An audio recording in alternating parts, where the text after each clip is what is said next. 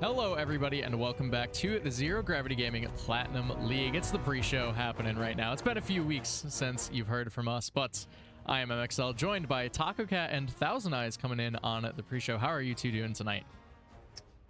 Just peachy, and we don't have the logo up, but we do want to preface this that the pre-show, I gotta get it out so we don't gotta talk about it anymore. The pre-show is still sponsored by Macro Beast from Flat Worlds. Go Macro Beast. Go Macro Beast. I don't want to. We do not have any bias in this tonight at all. Just want to be clear about that. We are just, there's no conflict of interest of one of the players playing tonight, paying. It's fine. It's cool. Yeah, it's fine. It's fine. The Macro Beast sponsored pre-show guy. I do hate saying that, actually. Macro Beast, why did you do this to us? Anyway. We've been missing in action for a few weeks here on the pre-show. Life happens, basically, is the answer I got there. So I think it's been since pre-Gauntlet that we haven't been here. So we're going to take a look all the way back. Week 7, we had some games come through. We actually didn't even have a stream that week. I remember this because... Wow, that was a hectic week for all of us. But it was... Oh, wait, no. Week 7 we did have a stream. It was week... Yeah. I was looking at the wrong schedule. Week 9 we did. Week 8 we didn't. It was the second to last week. Anyway, week 9. Elysium Rush 2-0 over Clinical way back then. Kind of was expected. Clinical hadn't looked too strong. Elysium literally second in Plat League. Anything you guys want to touch on from this series? Gonna be honest, didn't watch it, but it came out exactly how I had imagined. Elysium Rush probably just played their normal game and easy games for them. Yeah, I would imagine pretty much the same. Elysium Rush, they're here for a reason, Yeah, I mean that's a very fair way to put it. VRG Olympus, SON Leviathan. SON actually took the 2-1 in that series. VRG kind of with a surprising game take, but still inevitably dropped the series. Any thoughts here? So I personally think this creates an interesting narrative because obviously both of these teams are still in the runnings for finals. So if VRG and SON Leviathan go to finals, not saying that that's my prediction, I think it'll be interesting to see if a longer series will benefit VRG or it'll just continue on as a SON show. Yep, I mean I probably don't think that's gonna matter, to be honest. I think that's but that's more of an issue of SON Leviathan being pretty darn good. Yeah. So I think that's really gonna be more the issue for them if that would be a finals matchup. Well, and because this is the Macro Beast pre-show, let's talk about Macro Beast's performance during this series. Game 1 with the Caitlyn Zoe bot lane going a whopping 1-11-0 on the Caitlyn. Good job, Macro Beast. Really, I mean, he was just testing, beta testing some things, bro. It's fine. Yeah. We'll go with that. Yeah. TA Divine. Keep it in beta. Send it back to alpha, dude. Yeah. Victory. Revolution Ice Age versus No Quarter Gaming. No Quarter actually taking the 2-1 back then. Again, kind of surprising, but Rev was on an upswing at the time. Yeah, I mean, they were still on their upswing, but again, we were kind of just looking at Rev to being possibly they were my choice to exit the gauntlet. Obviously that didn't happen, but if we were to time travel back, I would say this is probably a good sign taking a game off of one of the better teams. Yeah, definitely. I think obviously Revolution we're looking good, but just being able to keep that consistency even above teams that are starting to get better is just a sign of a good team. So. All right, and that brings us to the final week of the regular season's streamed matchup: Chosen Reborn, Glacial Valkyrie, Glacial. For lack of a better term, shit stomping Chosen in the 2-0. A little bit. That happened. Yeah. Yeah. It was close. Smile. This This is totally not foreshadowing what may or may not have happened in the call. Yeah. Oh. That's a great transition. So we'll just jump straight into the gauntlet. With that loss, Chosen was slotted into the 8th seed, Clinical was the 9th seed, Revolution 7th, and Glacial Valkyrie in 6th. What that meant was Clinical versus Chosen Reborn opened the night. And I mean, there was a copy pasta that came through, I believe. It was something along the lines of Lock Katarina, full mute, refuse to explain or refuse to elaborate. Yeah. I mean, I will tell you, there was this no-name mid laner named MXL that just did so good that game. Just incredible player. Carried the game. No, it was definitely I think surprising. Just because, I mean, Brenna, you told me you guys weren't expecting to go very far. Yeah. I feel like you guys were kind of going in like, all right, we'll play the game and then just chill. And then you guys, won that game and pretty solidly too. It wasn't just mid lane; it was bot lane as well that was doing well all through the night.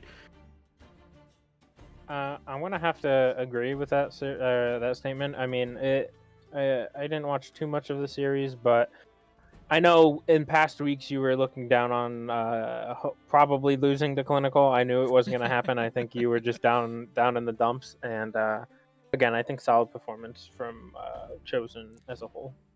Yeah, I mean, the mid bot that game felt really, really good. I did go into that night as well telling my team, I'm getting one Katarina game. If we lose game 1, I'm still playing Norms or something until I get my Katarina game. So that was my explanation. But then game 2 happened of that night. So Chosen took on Revolution Ice Age, and I would call this an upset. I would say a big upset, but again, it's one of those weird scenarios where obviously Gauntlet was best of ones, correct? Yeah. So we don't know if this would have changed the outcome. Maybe Rev is better. Rev had just an off game, and then their season's over because of it. Obviously, I'm not taking away from your guys' victory, but definitely an upset. Yeah. There's the fact that, like, I don't like saying like, oh, one wrong move and your season's over, because like there's a reason you're also in the gauntlet still. Yeah, of course. Like you're in the gauntlet for a reason. But also I feel like it was just the way that the draft and the individual play worked out. It just was a good matchup as well. Because once again, mid bot, especially bot, I believe that was the game where bot just absolutely popped off. And no, that was game 1. Game 1 was that the was Vayne game Lulu. 1. Yeah. Game 1 was the Vayne Lulu. Okay. Game 2 was the Lucian, which Yes. I mean still was really freaking good. And I forget, what were you playing, Brennan? That was me on Varus mid. That was very. Oh, that's shot right. Shanghai, and he messaged me after the game tilted about it. Yeah, because what really stood out to me that game was it was still mid and bot power. Like the one place you guys did not have pressure was top lane against Shang running the Yorick. So like, which like, of course you're not going to have pressure in that area. So you sacked that and just went all in on these other lanes, and it worked out really, really well. It seemed like just a good matchup, at least for that game.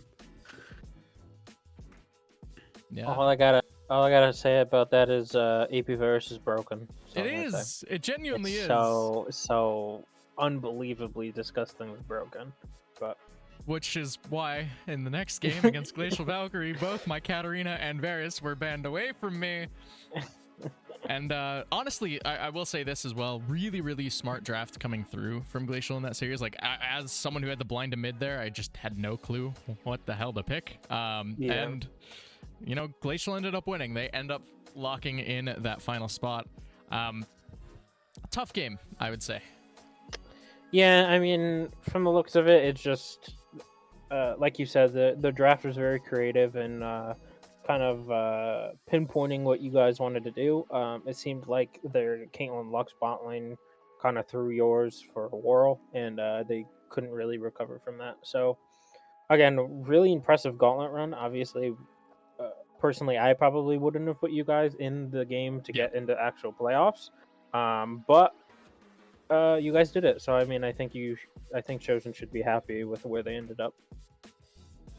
Yeah, I mean, I think you guys did great considering the situation that you guys were in, and just kind of how, like, even despite the fact that like you still like you didn't make it through, like the fact that you got to that rematch, and I feel like once again my memory is awful. That game was closer than any of the games in the final week of the season. That's really not saying much, but yes. But like, okay, like take a compliment, you jackass. Like, you guys did better. Like, there was just genuine. It felt like genuine improvement, not only throughout the night, but just from that last week. So there is something to be proud of at that. And then Glacial Valkyrie, ends up winning that and going on. But still, it was not. Like, I feel like Glacial Valkyrie went into that game kind of sweating. Well, yeah, I mean, they banned out my Varus Katarina, which are 2 picks I don't think I'd played all season long up to that point. But regardless, really, really well played, I'd say, from Glacial to get into the quarterfinals, which segues us now into said quarterfinals. No Quarter Gaming had their choice between TA Divine or Glacial Valkyrie. They selected TA Divine and made quick work of them, 3-0. Taco Cat, considering this is your team, I'd assume you'd have seen some of these games, but what happened here? I viewed a little bit of it. Again, I'm just a sub and was kind of disconnected. I was only really there for when Arrow wasn't there, but it just looked like VRG. Sorry, no. No Quarter. Sorry, yeah. No Quarter just kind of had Divine's number all night. They answered everything in draft really well. They played to their win cons, and it was just a tough series for Divine to lose. Some of the games are pretty close, some of the games are not so close. But again, I think it just shows that No Quarter probably deserved to be here, and then TA Divine, not saying that they didn't, but the roster swap so late in the season, I think it kind of caused some turmoil within. I mean, it just kind of, it's a struggle, right? Like, anytime you're swapping your roster around a bunch, you're just kind of always trying to restart to a degree. Yeah. So it's hard to get back into that and play at the same level week in and week out. Yeah, I mean, it looks like a pretty convincing series, and I think this is the one we ended up seeing on stream as well. Game 1 looked a little close. I think Gus got off the ground early on the Kindred in game number 1, but that was kind of the last time I think it looked close at all in the series, especially game 3 where NQG was playing with their food a little bit. The Pike was absurd. If you are a Pike player or somebody who wants to learn how to play Pike, watch that game, because it was so good. It is genuinely a good way to like learn how to play Pike, not just from a mechanical perspective, but also from a macro perspective. I think Brennan, you and I are both familiar with, like, sometimes there are like most of the time I would say stomps are just not fun to cast because you have to figure out, like, okay, how do I talk about this analytically when they're just completely getting like thrown into the dumpster. But this one was, game 3 was incredibly different because there was so much macro being done. It was not just they were out mechanicsing, they were playing intelligently and playing with a purpose. Despite really winning, there was a reason why they were winning, and it wasn't just pushing buttons better. Yeah, I mean, I agree with you. Stomps are always the hardest to cast. They're always the most like, all right, I guess we're just going to talk about Pokemon for 20 minutes. Like, you never know what topic's going to come up because it's almost never going to be League of Legends at that point. But yeah, I mean, a really dominant showing from NQG to put them into the semifinals. On the other side, VRG and Olympus ending up with Glacial Valkyrie, who was looking hot coming out of the gauntlet. They end up barely scraping through with a 3-2 victory. Now, if you look at the scorecards here, this game, or this series rather, was kind of all over the place for both sides. It was a bloodbath every game. It just looked like Glacial Valkyrie was able to adapt, but of course, VRG came out on top. It just looked like a really back and forth series. Um, it it's really hard to talk about because each game in itself was a different. It's a different conversation. Like who played well, who didn't play well.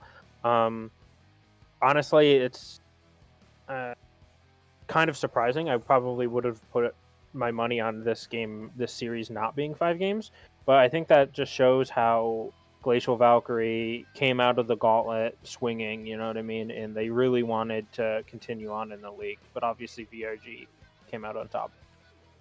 Yeah, I think what I see there just concerns me though for VRG Olympus going into tonight. Yeah. Just knowing that they are coming off of a game or a series that they barely got out of by like a team that is not anywhere near to the level of the team they are playing tonight, which is very concerning for me. When I see a team go 3-2 and they just barely get by a team that was like, you know, supposed to be middle of the pack for the league, and then you're going up against a team that has lost one series the entire season, that's scary. Definitely scary. I think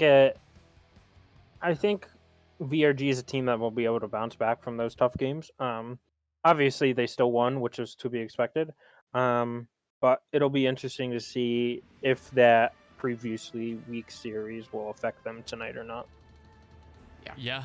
I mean, I'm interested to see what's going to happen, but that does mean VRG Olympus also qualified for the semifinals. So SON Leviathan had their choice between No Quarter Gaming and VRG, ended up selecting No Quarter Gaming. So I'm curious here. I'm thinking SON's gonna still take the series, but maybe in 3-1, 3-2 fashion. No Quarters looked really, really good recently. Yeah, I'm honestly surprised that they went No Quarter over VRG. Maybe they have some insider information of why they did that. I'm not sure. But I feel like they think they will be able to play through bot a little bit better than No Quarter might. But we're going to have to see. Yeah, I mean, obviously No Quarter are going up against an entirely different beast. You know, they were already expected to win last week. Just maybe not to the level that they did, but we did expect them to win. Now they're going up against the top team, the team that has not dropped a series, lost 2 games throughout the entire season. It's a challenge to be sure. However, I have felt very strongly that No Quarter have been ramping up. I know I've talked with them a bit. They're really scrimming hard, and I'm excited to see what that means. I'm really hoping that we can see them in finals, because I think they would make an extremely exciting finals, if nothing else.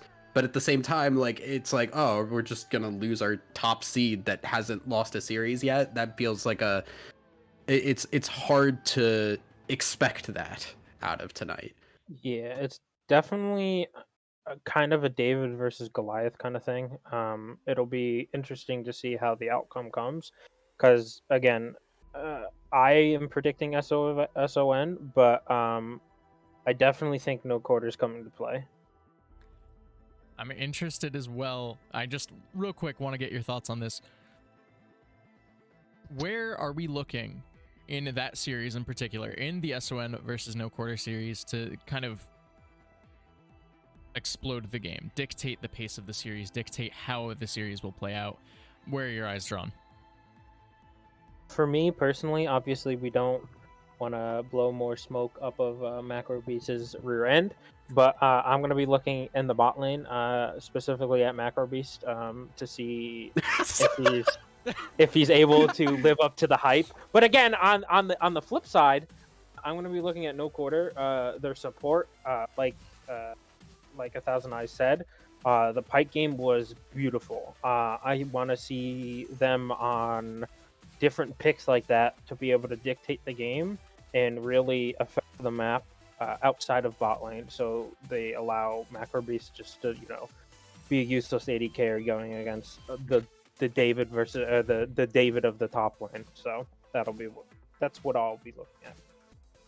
Yeah, I mean, I think I am biased because I don't know if I've mentioned this on broadcast, but I know Pansy. I have known him for a long time now because we met in college and we just happened to just meet up here again. So like I know how good Pansy can be on a good day, and I think the Pike very well could just be a ban throughout the night. But even without that, there are other playmaking supports I think Pansy would have an opportunity to make an impact on. All right, I'm interested to see. I definitely am interested in that bot lane matchup as well. If it'll be another 1-11 Caitlyn for Macro Beast, or if we'll get something a little more normal. Yeah. Don't play Caitlyn Zoe, by the way. That's Yeah, my don't recommendation. But that brings us now to tonight's featured matchup of the semifinals here. Winner of that series will be taking on the winner of this one. Elysium Rush, VRG, Olympus. On paper, especially after VRG's kind of shaky win last week, I think we're all in agreement here. Elysium probably heavy favorites tonight. Yeah. I'm probably going to have to agree. I do hope that VRG doesn't take that last week loss into their head into this game, because I feel like if they go in with a clear mind, though, it'll be a good game to watch. It'll be a competitive series, but I still think Elysium, even without last week, will edge out for this series. Yeah, I think Elysium is pretty strongly favored here. I think VRG Olympus showed a bit too much weakness in the previous week for me to feel like they have much of a shot. I genuinely kind of think it's going to be a 3-0 Elysium. Okay. Yeah, I think Elysium are smart enough players to look at those drafts, look at those games that they lost, and kind of nitpick the things that VRG are really weak at, and they'll be able to exploit them. I don't think it'll be a 3-0. I think VRG is going to be able to take a game, so I'm going to go 3-1 Elysium. Yeah, I'm kind of with Taco Cat here. I think VRG has moments of brilliance. I think they're a team that can take games as a surprise, and we saw that, I believe, against SON in the last week of the season. Mm-hmm. But taking games, is it going to be enough to take a series? No. You've got to take 3 realistically, so we'll have to see. I think it's probably a 3-1 as well, but definitely in favor of Elysium. With that said, same question as with the last series. Where are you looking? What's the lane that you're playing through? How are you guys expecting the series to pan out tonight? So honestly, I'm reading Twitch chat, obviously, because I want to read Twitch chat, but I'm not sure if this means that they played with a top sub or they're currently going to be playing with top sub this week, but it looks like Elysium has a top, if I'm reading it correctly, has a top substitution for today. So I want to see if that changes their game plan up any more than it does normally. Obviously, putting in a sub changes a lot of communication, how you want them to play, what champions they can play, and all that stuff. So I'm going to be looking topside just for that fact alone. I honestly don't know if I really have enough to really know one way or the other here. I think overall, just I'm looking from a team perspective.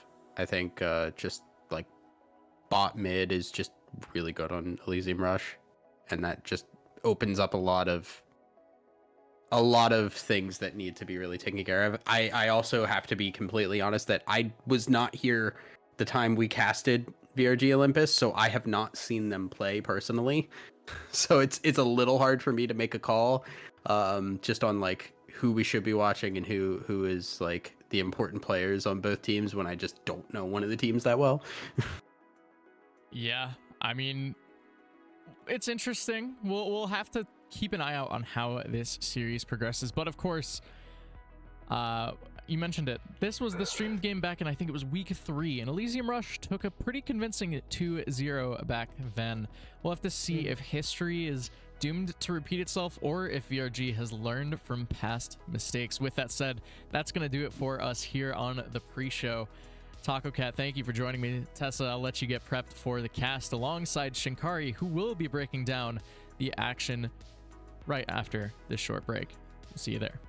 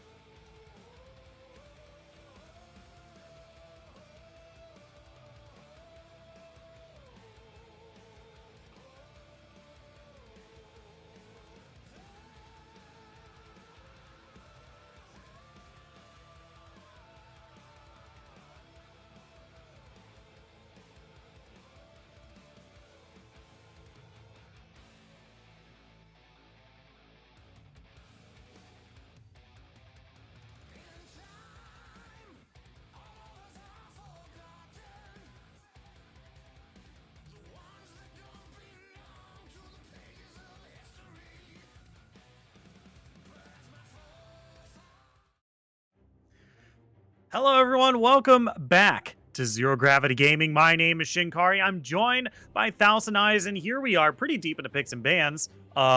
We can have an argument with the teams afterwards after this, but my name is Shinkari. I'm joined by Thousand Eyes. We are in picks and bans of the first game of our featured match of the ZGG Plat semifinals here. We are about to get this underway. We already have one spicy, very powerful pick that, no one listened to it. Everyone has been tweeting about Worlds, so I guess VRG is just walking away with first pick Maokai. Now, okay, to be fair, Maokai does not have a good win rate. And you know what the reason for that is? Why is that?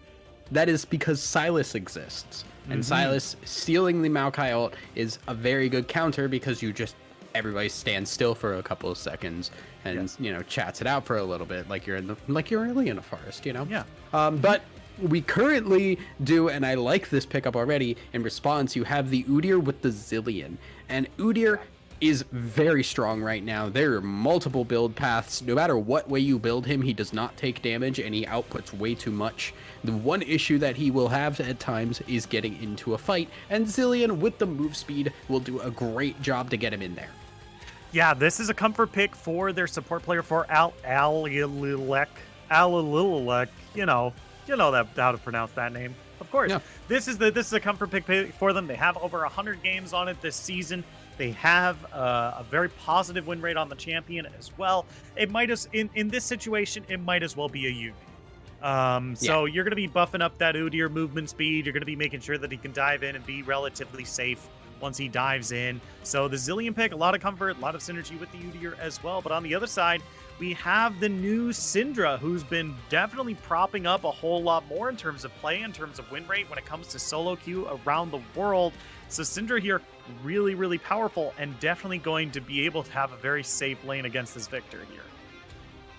Yeah, definitely. I mean, Syndra, so here's the thing. It's a safe lane. What used to be this matchup was Syndra just lane bullying the hell out of Victor.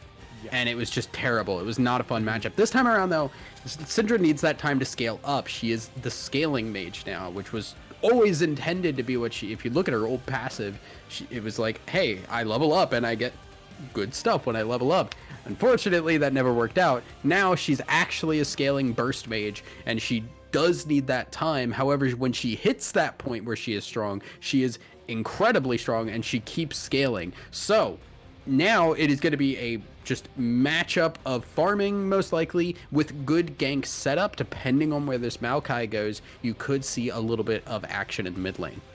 Yeah, for sure. I mean, this is still going to be, they're still going to be relatively even too. And both of these characters are going to scale directly off of getting kills. So even though it's going to be a relatively safe lane for both Syndra and Victor here, Syndra is going to be a little bit more incentivized to poke out Victor as much as possible, but both are going to be incentivized to really have some jungle attention come into the mid lane. And both of them are pretty immobile as well. So, they really only have one tool in their kit to stop anyone from diving on top of them. So we'll have to see how that plays out. Mid lane is definitely going to be something to watch, but up in the top lane, we are going to get this Cho'Gath lock in. Okay, so I like the Cho'Gath for a couple of reasons. I think it's a pretty decent blind pick. There are lanes that Cho'Gath does not enjoy being in, but at the very least, he generally survives okay. It is hard to kill a Cho'Gath in lane. And then on top of that, if this is going to be a jungle Maokai, or if that had been, we didn't know at the time, a top lane Maokai, that would have been really good tank busting, right? The crazy amounts of true damage that Cho'Gath can put out will be able to jump through no matter who is tanky here. We see it's the Kayn lock-in, which is going to give us, this is a bursty Cho'Gath. He is going to eat somebody from half health, and it's not going to be a surprise. And now you have to deal with the fact that not only will he be able to just do that, eat people that dive in, you have a Zillion. And Zillion can speed the Cho'Gath up, and you can have a walking monstrosity going 200 miles an hour at your Kai'Sa in the back line and just chomp her head off, and you win the fight.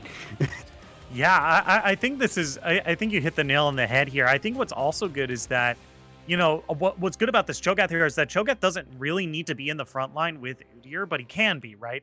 And I think that's important because this Kai'Sa and this Maokai are really going to be looking to dive onto the backside here, especially with Kayn. So if Zilean is trying to float around the center of the team, trying to make sure that he can give the ultimate to the right low health target, having this Cho'Gath kind of supporting Xayah in the back line here of like, hey, yeah, dive back here. I'm sure nothing bad will happen. Sure would be odd if there was like a big hungry kaiju just in the back line right here. So Cho'Gath can just be another a secondary support for Xayah if he needs to be, right? And I think this VRG, what they've drafted here, is very dive heavy, dive focused, and if that's the role that we want to see from the Elysium top laner here, then that's a really good choice to do. It just depends on the same thing I say all the time: how boring does this person want to play? Well, here's the interesting thing is you have a Zilean alongside a Xayah, and there's two ways you can do that. You can either really hard focus on keeping Xayah alive because she's fed as hell, or you could say, Xayah, you're on your own, screw you, I like this big puppy boy better, and I'm gonna just keep him alive and bring him back to life. Wait, who's the puppy? It's Cho'Gath. It's Cho'Gath? He just walks around and he eats things. Yeah, no, that's right. You're right. You're right. How can I possibly? Kog'Maw is technically the puppy, like the void puppy, but Cho'Gath I feel also fits in. He's like a wolf, right? Yeah, like I guess. Much angrier, will take bigger chomps out of you, and it's probably bigger, but less cute. Yeah, agreed. Let me counterpoint the wolf idea with all dogs are puppers. I mean, you got it, right? Right? Like, if you look up to a dog, it's like, who's a good puppy? And he could be like 12. His face is all white. He's like maybe blind in one eye. He's like, eh. It's like, yeah, who's a good puppy? Right? Come on. I guess that's not where I thought we were going to go in this draft analysis, but I guess it is where we are. That's a level of analysis that you only get here at Zero Gravity Gaming. All dogs are puppers. I don't think that's a good thing, Shikari. Is it? Okay. We do get a little bit more revealed about this Maokai, though. This is going to be a support Maokai instead of the top lane Maokai. We did see this with the Mordekaiser locket. I don't think we had a chance to comment on it because we are laying down the important analysis of all dogs are puppers. But with this, are we going to see a more tanky Maokai, or are we going to see the Imperial Mandate? Oh, it's the tank. 100% the tank. For sure. 100%. Imperial Mandate has fallen off pretty hard for good reason. You exist until like level 6, and then you just don't do anything else from then on, especially like I think tank Maokai support is pretty good, especially when you talk about warding. Maokai support is very capable of bush checking without risking himself, whilst also still being a tank. You think about most tank supports, they have to walk into the bush and risk their own lives in order to actually check bushes, right? Maokai does not need to do that. He can essentially ward very freely in the early game when you're still laying on that trinket and you're waiting to get your full-on support item finished. You have the saplings to give you an extra bit of protection, vision, and slow down this Udyr, which critically, he does not have any dashes. He is going to be very annoyed at the fact that he's getting slowed going into a lane. Yeah, for sure. I think the last thing that I wanted to take a look at here is we're going to take a look over at your stats that we can see on screen right here, thanks to Pro Guides. And yeah, this is a Pro Comps, excuse me. But Pro Comps here, we have a bit of a huge spike for the blue team in the mid game here, and they start to taper off towards the late game here. What do you think of both these kind of? What do you think of the analysis here from the Pro Comps here? I mean, I think it really just has to do with how tanky you're looking at Elysium getting. They're just very there is not enough damage to burn through. Syndra is a burst mage, and you have to burst through a Cho'Gath, an Udyr, a Zilean ult, and a Xayah that has ult. And Red Kayn will enjoy this composition.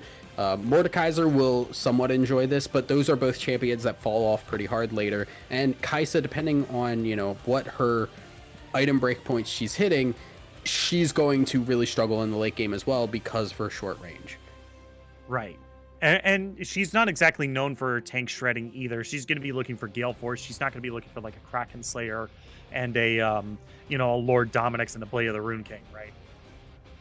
Yeah, definitely not, because you just need to be able to hit, like, you have to buy specific items in order to get those evolves at the right time. If you don't go for that's why it's so risky, because Collector exists, and you kind of always want to go Collector on Kai'Sa, because it gives you that early Q evolve, but it feels awful in this game to go Collector. Yeah, for sure. But with that, we are going to go to just a quick break. And when we come back, we're going to be on the Rift of game number 1 of VRG versus Elysium Rush. Don't go anywhere. We'll be right back after this.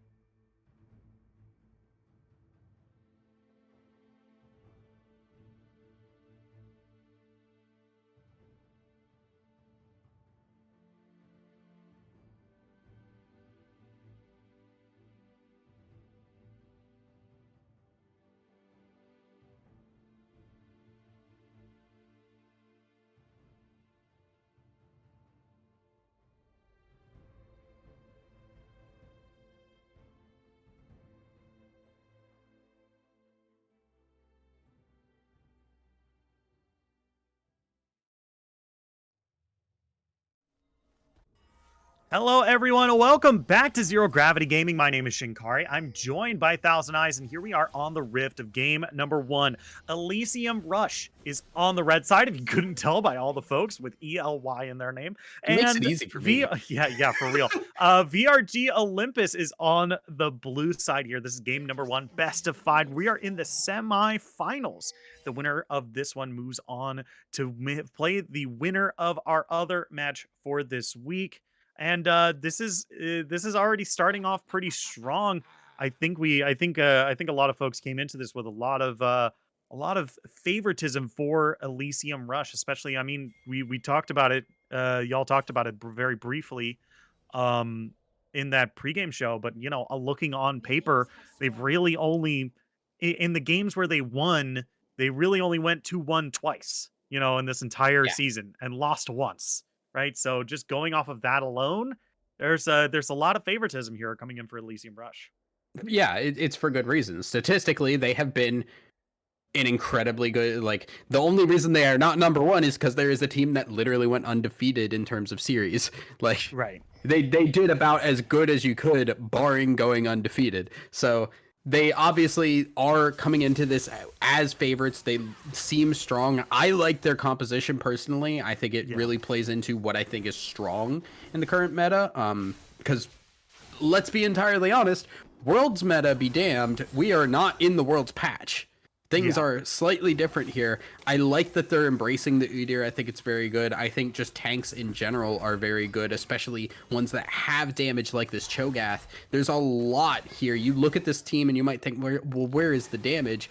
Cho'Gath and Udyr are going to output a lot. Yeah. It's the Tom Kench and Ornn philosophy of like, yeah, they're going to be big balls of HP, but you can't deny the fact that they're going to do a whole lot of the damage. Speaking of which, Human Bomb taking a whole lot, but great root onto Lunds here. Going to have to pop that. You're going to have to pop that heal. So real good trade of summoners down in the bot lane here, trading that one flash for a flash and a heal. So real good job by Human Bomb here in order to dodge away from a lot of that initiation. Really good job by VRG Olympus, might I add. The other thing, too, is despite Human Bomb taking a lot of damage there, has the Longsword 3 pots, so does have a little bit more sustainability there in that lane, and will be okay. Kane coming up top. Yeah, Bubster coming on to Otter here. Force to use that flash away. Yeah, now it's going to get slowed up, taken real low here. That's going to be the knockup, maybe giving him enough space he needs in order to get away. The slow at the end of Rupture is really going to get Bubster so far away. Here comes Book of Eli, coming in for the sealing the deal. But Syndra with the flash. Cobra picks up the first blood there, and that is a really, really good job by them there. Really well communicated.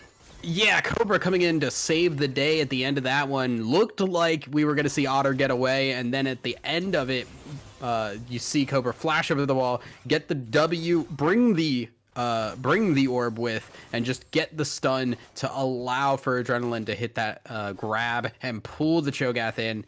I genuinely thought that the Cho'Gath was out there. A little bit sad there for Otter, but we'll just TP back into lane. Overall, does not miss too much out of that. It just really is not fun for the fact that Victor now has to deal with a 1-kill Syndra earlier in that lane. Yeah, and, I don't think that the matchup... you said before that Syndra had really been a bully for Victor before, and I feel like fundamentally, that doesn't really change too much, especially with because her skills basically are pretty much the same. It's just it doesn't really. The first few levels just aren't as awful because you don't have the 2 stacks on the queue until you have those 40 stacks of passive. That's the thing. Her laning is nowhere near the level of what it used to be, mainly because she can't clear waves as well as she used to. The damage has been brought down a bit on those Qs, I believe. And then with the expectation that once you get the double Q, you then have more damage. But earlier on, you're going to be struggling a bit. I think, honestly, what should be in this lane is Book of Eli should be able to shove that and keep that pressure up and then just back away and force this Syndra to farm under tower, which is not the greatest time for her. That's the hope. That's the expectation. But Cobra getting that kill early on and having that lost chapter means the Q spam can be a lot better to keep that wave in a better spot. Yeah, for sure. I mean, this is going to be something to keep our eyes on as this game progresses, for sure, because, you know, once again, Syndra with her new passive here, starting at 40 stacks and every 20 stacks afterwards, her abilities get more powerful until she just gets 15% bonus ability power. Like, it's just insane, like, how much ability power she just gets at the end of that. And I believe she just keeps stacking afterwards as well. So she continues to just gain AP, as we do see Udyr ganking on the bot side. Yeah, there's going to be a good stun on the Maokai here. He's going to be in a whole lot of trouble. The feather's being pulled back. Don't forget the root, but Reggie is still underneath the turret, taking real low. And Siggy's going to be the one picking up the kill there. It's going to be a 1-for-1 down in the bot lane. Human Bomb picks up the kill on the Luns. This is still a game that's in the favor of VRG Olympus so far. And I feel like that was just a sunk cost fallacy there of Reggie went for the gank, got the CC immune on the slow and the knock-up from the Mordekaiser, and then said, okay, well, I'm exhausted, but we almost got him. Let's just keep going. We got to get this kill. Went under tower, no longer had that CC immune, and just ends up dying for it. That is not what you want to see out of a gank from the Udyr, and it means Kayn has all this power. They can go and try and dive this top side. This is smart play. They know that Udyr died and that he's going to be back on that bot side. They're coming up top now. Yeah, it's going to take them a bit for Adrenaline to prep the wave for this dive, but Otter is so already close. at a pretty low HP bar. Yeah, and they're already ready to go. Cobra's chunked up against the wall here, gets a good knock up here. Cobra is tanking the turret. Otter might be able to turn something around here. Here's a good teleport from Book. Going to be able to turn this to a 1-for-1. The Cobra does go down. Otter goes down. That's a couple of it's a couple of animals dead in the top lane, but it's 1-for-1. Shikari, you can't call them animals. That's not nice. Well, I can't help it if one of them is named a cobra and the other one's named an otter. Okay? Right, I didn't come up with their names. They came up with their names. Yeah, meanwhile... I won't be bullied like this. Yeah, there we go. Pulling him into the Shadow Realm. Mordekaiser looking for the kill on a Victor, but he might have bitten off a little bit more than he could chew here. Eli's surviving through this, but there's a huge shield. Ooh, good flash. To be able to live through most of that there, so he's going to be able to lead that. Yami no Gemu. It's up in the top lane. We do see a bit of a trade here with so much attention thrown into that top lane there. Reggie wasting no time grabbing. You gotta be careful there, buddy. Might be underestimating a bit of the Syndra damage. I know she's not good in the early game anymore, but she's not that not good in the early game anymore. She's not level 1 to 6 Kale, right? Like, yeah. Reggie does get out of that. 6 to 11 Kale. Yeah. Or 11 to 16 Kale. That's a discussion for another time. Reggie, buddy. He knows his limits. That's a man who knows that champion inside and out. But yeah, I mean, top lane, just going back to that, I'm a little sad because Otter had, okay, I'm not gonna get to make this point, am I? No, okay. Otter did not use the ult on that topside dive, which absolutely would have changed and I think taken Adrenaline down too. That could have been a 2-for-1 trade in favor of Elysium, but because they tried to hold on to that ult to try and get the kill with it for that extra stack, ends up not getting anything except for that 1 kill for 1 trade. Yeah, and I think that's going to be pretty big here. It might come out to a big something. I'm not quite sure, but it does mean that Adrenaline, since he hasn't died in a lot of these dives and a lot of these trades here, just having that more time in lane is definitely giving him a little bit of an advantage here. But luckily, Otter has been keeping up in the CS department, so that's good for them so far. Yeah, and that's kind of the big thing with Cho'Gath is he is a feast or famine tank in terms of laning phase because of how his passive works. He regens health and mana on killing minions or just any kind of enemy. So if you keep him off the wave, if you do not allow him to CS, he does not get that mana back, he does not get that health back, and you end up with him just in this kind of just very stuck, screwed over state. On the other hand, if he's continually killing the wave, he stays very healthy, he stays with his mana pool very up and ready to go. So right now, keeping the Cho'Gath off the wave is really your best opportunity to keep winning this lane. Ooh, wait a minute. Reggie coming into the bot lane here. Gonna be knocked back by Lund. Still looking for something here. Gonna pop that Boris stance, trying to live. Oh, looks like no. He's not gonna be able to follow up on that. That could have been a go button for Siggy there, but Human Bob stays alive. Ooh, wait a minute, look at this mid lane here. Cobra taking real low here. Book of Eli still looking for a little bit more. Might be able to find something with the Chaos Storm, but Cobra's taking real low. Forced the flash out of the Syndra. Not able to find the kill just yet. Yeah. Xayah is forced to go back here and will miss the wave. Reggie there to pick it up, which is good, but you'd rather have this on that Xayah. Get her some more farm. You can see such a farm difference at this bot side here. 92 to 68. This Xayah has been really struggling so far, and Zilean just has not been able to output enough of an influence on this lane. You're really hoping that you're going to get this Zilean to show up in the later game, get those ultimates off, and get that move speed on this front line to keep them going, to keep them onto that back line. That's where you're really looking for the Zilean to do work. Right now, it's still a struggle. You're still waiting to get Xayah into this game. Yeah, as now Reggie looking for Bubster here, but still can't quite find the Kayn just yet. So they're just going to have to back away here as more of this game just... It doesn't seem like Elysium Rush has really found any sort of solid footing for themselves. They haven't really had any solid ganks. They're falling behind in the bot lane.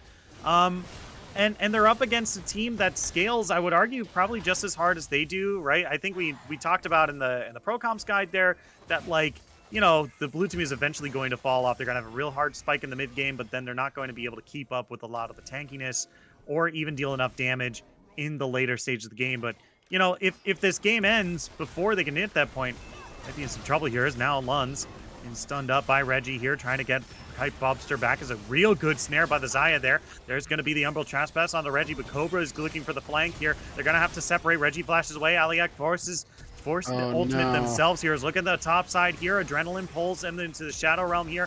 Zilean got nowhere to go, but this time you can kill him. The Zilean is boxed. The Book of Eli is going to go down as well. All 5 members down to the bot lane showing up, picking up 2 kills onto the Elysium squad. And now, with this under their belt and in 10 seconds, they should be able to pick up the Drake. A really good start at that fight with the Maokai ult, and then you look at Bubster with a fully completed Gore Drinker compared to just the Bomby Cinder on Reggie right now, and those cooldown boots. And those cooldown boots are great for outputting damage. They're not great at keeping you alive. So Bubster and friends able to do enough damage to take the Udyr down low, get him out, and take the Zilean out as he tries to keep Udyr alive. Now Lund's trying to walk away. Yeah, let's see if this is going to amount to anything here. He's going to pop the movement speed onto Reggie here, and he's definitely looking for some sort of intro into this fight, but they're doing such a good job of just kiting this Udyr backwards. You know, the best thing that counters Udyr, just click in the other direction. You'll be fine. Just click the other direction, especially at this point of the game, too. Yeah. I mean, just don't let him touch you. Yeah, forehead. If he can't hit you, he can't kill you. Yeah, and if he can't see you, he can't hit you. This is and true. If he can't smell you, he can't see you. I don't know if that one's entirely true. Well, you know, I'm just a man who says words. His entire sight, his entire ability to perceive people is based on scent? Yes. Correct. It's like a snake. It sticks his tongue out every now and then. God. Speaking of snakes, Cobra doing pretty okay now in this lane now that we've got the Ludens completed. I want to check in on those stacks at 59. So you do now have that Q evolved into the double stacking there. Next one, I believe, comes in at 80. It's 60. 60. No, it is 60 at the W. So that is actually going to be coming up very quickly here. 59 splinters on that Syndra right now. And you're going to be looking at a very scary Syndra coming up very quickly. She's hitting her breakpoints soon. Yeah, and this is a cannon wave here, so she should be able to get that stack for herself. She just needs to kill us down. She's probably just going to get the stacks from killing Book of Eli here. She's taking real low, though. Book of Eli's got nowhere to go, and Bubster is going to be the one picking up the kill there. And Cobra, once again, lives by the skin of their teeth in the mid lane.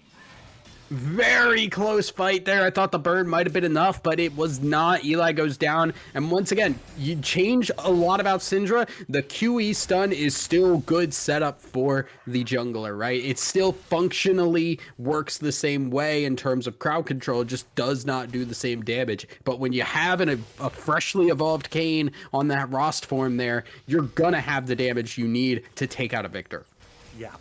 For sure, and now we're taking a look at the bot lane here because now it is definitely a 2v3 here as here comes Nature's Grasp, but it might have gone just a So little fast. too early. It's it goes so it's absurdly long range. No. It's just the fact that Zaya just zoomed the hell out of there. The Zillion, okay. honestly, I don't even consider that the ult was too early. In a lot of cases, that might have been okay. But when you're going up against a Zillion specifically, you don't have an opportunity to make that work because you're just gonna get a double speed boost. You EWE to get out of there and make sure that your teammates stay alive.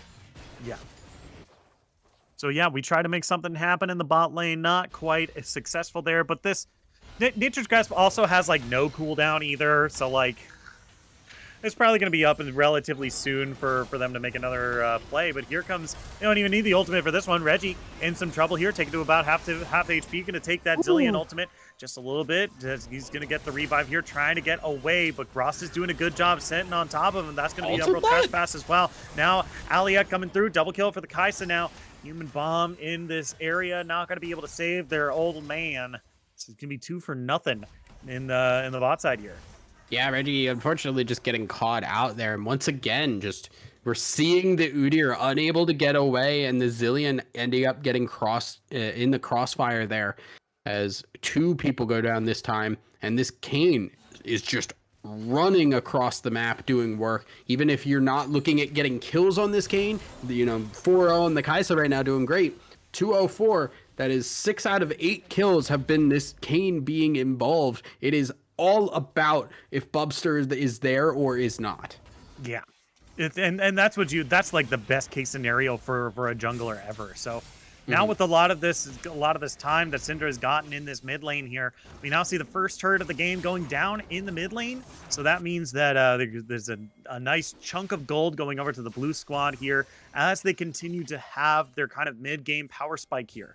And this is where they're going to have to ride this gold lead out into the end of the game here, right? Because as this game progresses, as we've said, the red team is looking to just be a little bit more powerful than the blue team if this game goes late. So, but we have to get there first. Absolutely. We're going to be continuing to just scale up right now. And I think Elysium, they're not entirely happy with this current situation. Otter, definitely not. Yeah, Otter knocked into the air here, looking for a little bit more. Zillion's going to get him out of there. Zoomies.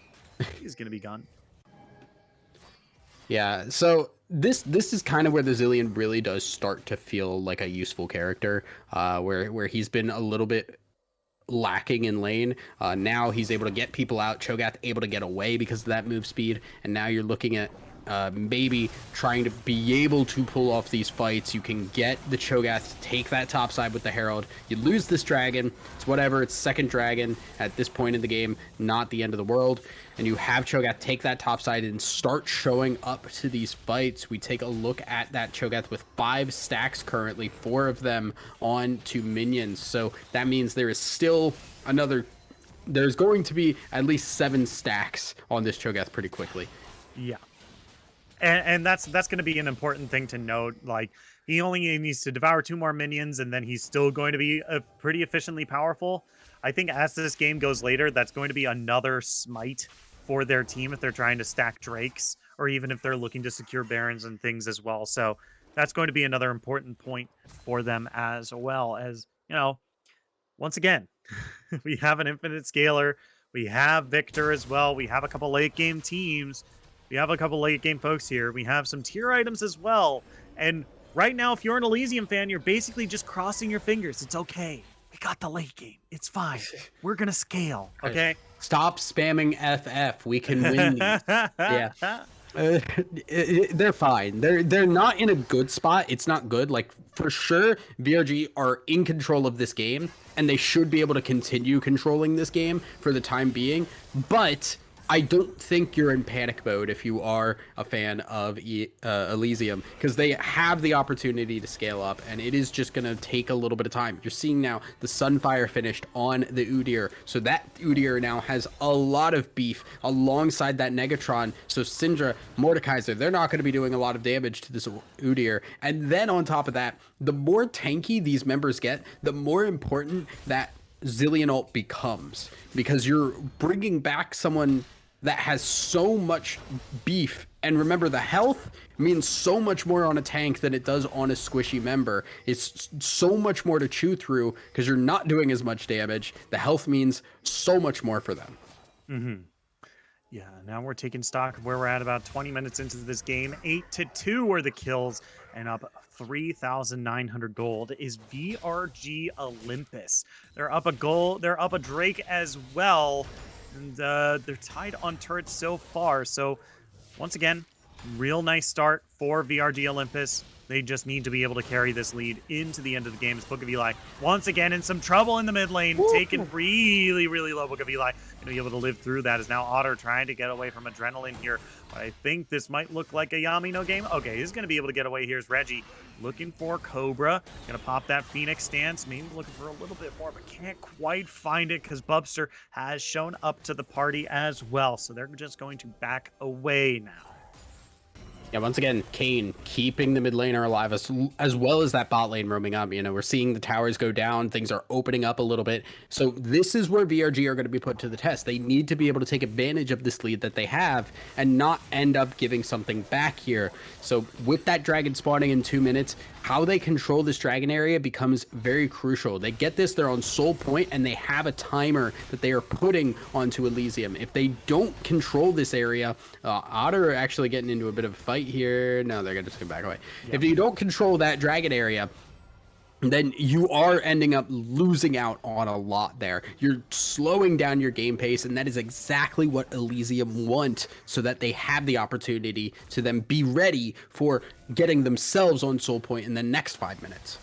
Yeah, not to mention, this is a Hextech Soul. The Hextech Soul is insanely powerful. Increased attack speed and cooldown reduction, as well as that Chain Lightning ability as well. Like, this is an insane, powerful Dragon Soul here that is very good for a lot of the members of the blue team here, right? I don't think there's a single person that doesn't like either of those stats. So just, you know, if they are going to get the Dragon Soul, if they are going to get this this Drake here and continue to Dragon stack, then that is going to be a 3 Dragon Hextech Drake Soul that is insanely powerful.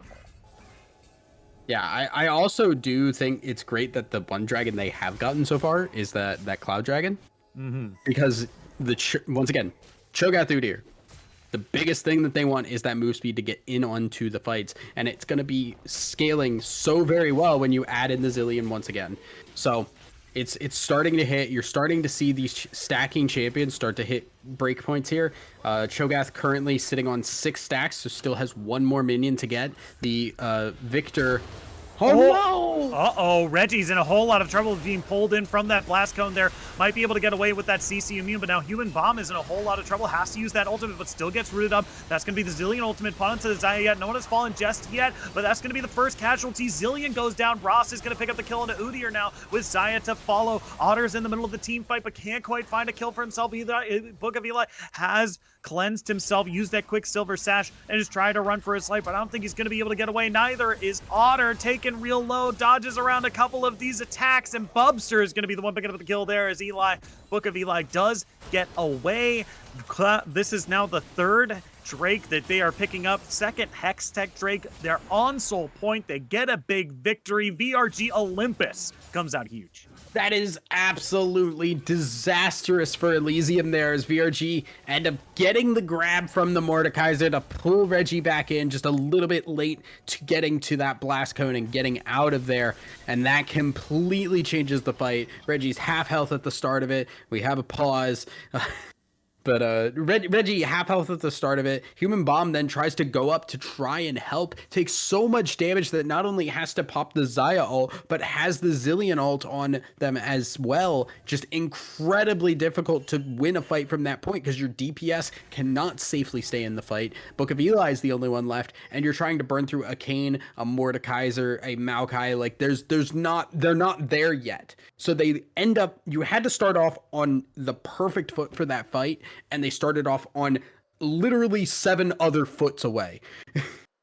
Yeah, not to mention that this is a really tough team fight to get around too. I feel like Human Bomb had, like you said, used that ultimate to try to get around that Maokai ultimate, but just ended up landing in it. So like it was a lot less time for them to try to roam around, and now Reggie, looking for adrenaline here, might actually have the fight, but here comes Lens over the wall, now has to run for their life, might run into a similar situation as they did before, trying to get to the blast cone, not going to be able to get away this time, as Siggy is unstoppable, the one picking up the kill this time. And that opens up the Baron opportunity. Jungler down for 30 seconds, no way they get into that pit very easily. It's going to have to be a steal. Otter does not have flash, needs to be able to walk into this pit for the chomp. Yeah, he's going to have to really get in there if he wants to get the steal, but this is already so incredibly low, and the CC chain is way too good. And objective bounty was claimed down to the bot lane by the Xayah and the Zillion there. No steal onto the Baron, but this is another kill into the blue team's pockets here as they continue this gold lead, now nearly 8,000 in the lead. Yeah, and that was so smart there. They're on the Baron. They immediately turn to stop the Cho'Gath. They recognize that Cho'Gath has the ability to steal this from our jungler. You can't... Oh, yeah, Reggie looking for Siggy here, but doesn't quite have the move speed in order to collapse onto the Kai'Sa just yet. So this is going to be the blue team just continuing to grab more and more turrets here. The tier 2 in the mid being taken, and now the top lane turret being pressured as well. Yeah, everything coming up VRG right now. And that is just going to be so difficult to come back from. You have the wave clear, luckily. Xayah, Victor has so much wave clear. You can keep this alive, I think, a lot longer than a lot of other team compositions would be able to. But can you recover from this gold disparity? Because it is obscenely high right now. You are looking at a 8,000 gold disadvantage. That is, you know, a couple of items across multiple champions at this point.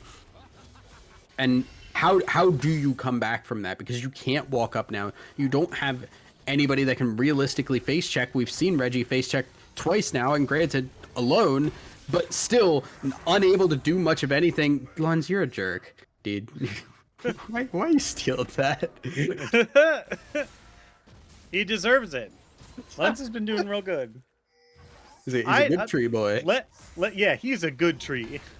Who's a good tree? Are trees also puppies? Yeah, trees can be puppies if they want. Who cares what words mean? Words can mean anything. Tree, dog. That's not what I want to hear from my play-by-play caster. Alrighty. We have a bit of a standoff here on this bot side of the map here. We have all 5 members of the blue team down here, but Syndra's kind of trying to peel towards this mid lane here as a split. But it is so hard to even walk anywhere close to the blue team right now that the red team just has to play so hard on the defense and maybe look for some sort of like strange amount of damage, but the amount of poke that they have from the Zillion here is so low, and now Otter facing the music here as he goes down, pulled into the Shadow Realm and taken out. That's their tankiest member now gone. This does free up a lot more room for the blue team to go for more as they're diving underneath the turret. Finally going to be able to get that, but Human Bomb immediately on the cleanse. Looked like he wanted to turn it around, but the team is not there to help him. Has to use that ultimate in order to dodge the hand from Mordekaiser. Might be able to turn something around on the Lunds now. Take him pretty low. The Ignite is ticking as well. They're trying to get something onto him. Oh my God! Find the damage there. Huge stun. Pulled him back in. That's going to be 1. Make that 2 as the Zillion ultimate is going to bring it back, but he's got nowhere to go. No mana to save him. That's a double kill for the Syndra now. And now it's 2-3 down from the red team. I think they just end the game. Yeah, they absolutely do here as Lens. They only have to watch their own health bars getting a little bit low. Yeah, that's going to be them coming in. Good stun from the Zillion here, trying to get the last bit of damage. Otter looking for the consume. That's going to be Umbral Trespass. Not going to be able to get him as the rest of the team is just wailing on the Nexus. That's going to be GG. Game number 1 goes over to VRG Olympus. Yeah, that was honestly domination by VRG Olympus and not what we expected tonight, for sure. I think I expected a 3-0. I think MXL and Taco both said a 3-1, expecting one good game. The question is, was this the one good game, or is this the kind of VRG that we are going to get the entire night? Because they looked so very good from start to finish. There was really never a weakness. They have 3 deaths on their team. Cobra died once, and then Lunds died twice. just don't have words for the level of domination that we had. And adrenaline, I think, was a huge part of that. Looking at 20k damage throughout that game, higher than anybody else in the game. Victor, the only one close. This was just such a good game for VRG. Yeah, for sure. I mean, VRG, once again, they had that we talked about with the pro comps analysis there, that they had this big spike in the mid game, and we kind of see it here in kind of the items as well for Elysium as well. They had a couple of tier stacking characters that weren't really able to get off the ground. Victor is sitting on a bunch of half items here, paying a whole bunch of different taxes, right? He has the Oblivion Orb and the Quicksilver Sash, which kind of cut him off from Yeah. trying to finish anything full. There is now we're looking for we're looking to see how Elysium kind of comes back in this game number 2 here. We're going to take just a quick break, and when we come back, we're going to be in picks and bans of game number 2, Elysium Rush versus VRG Olympus. Don't go anywhere. We'll be right back after this.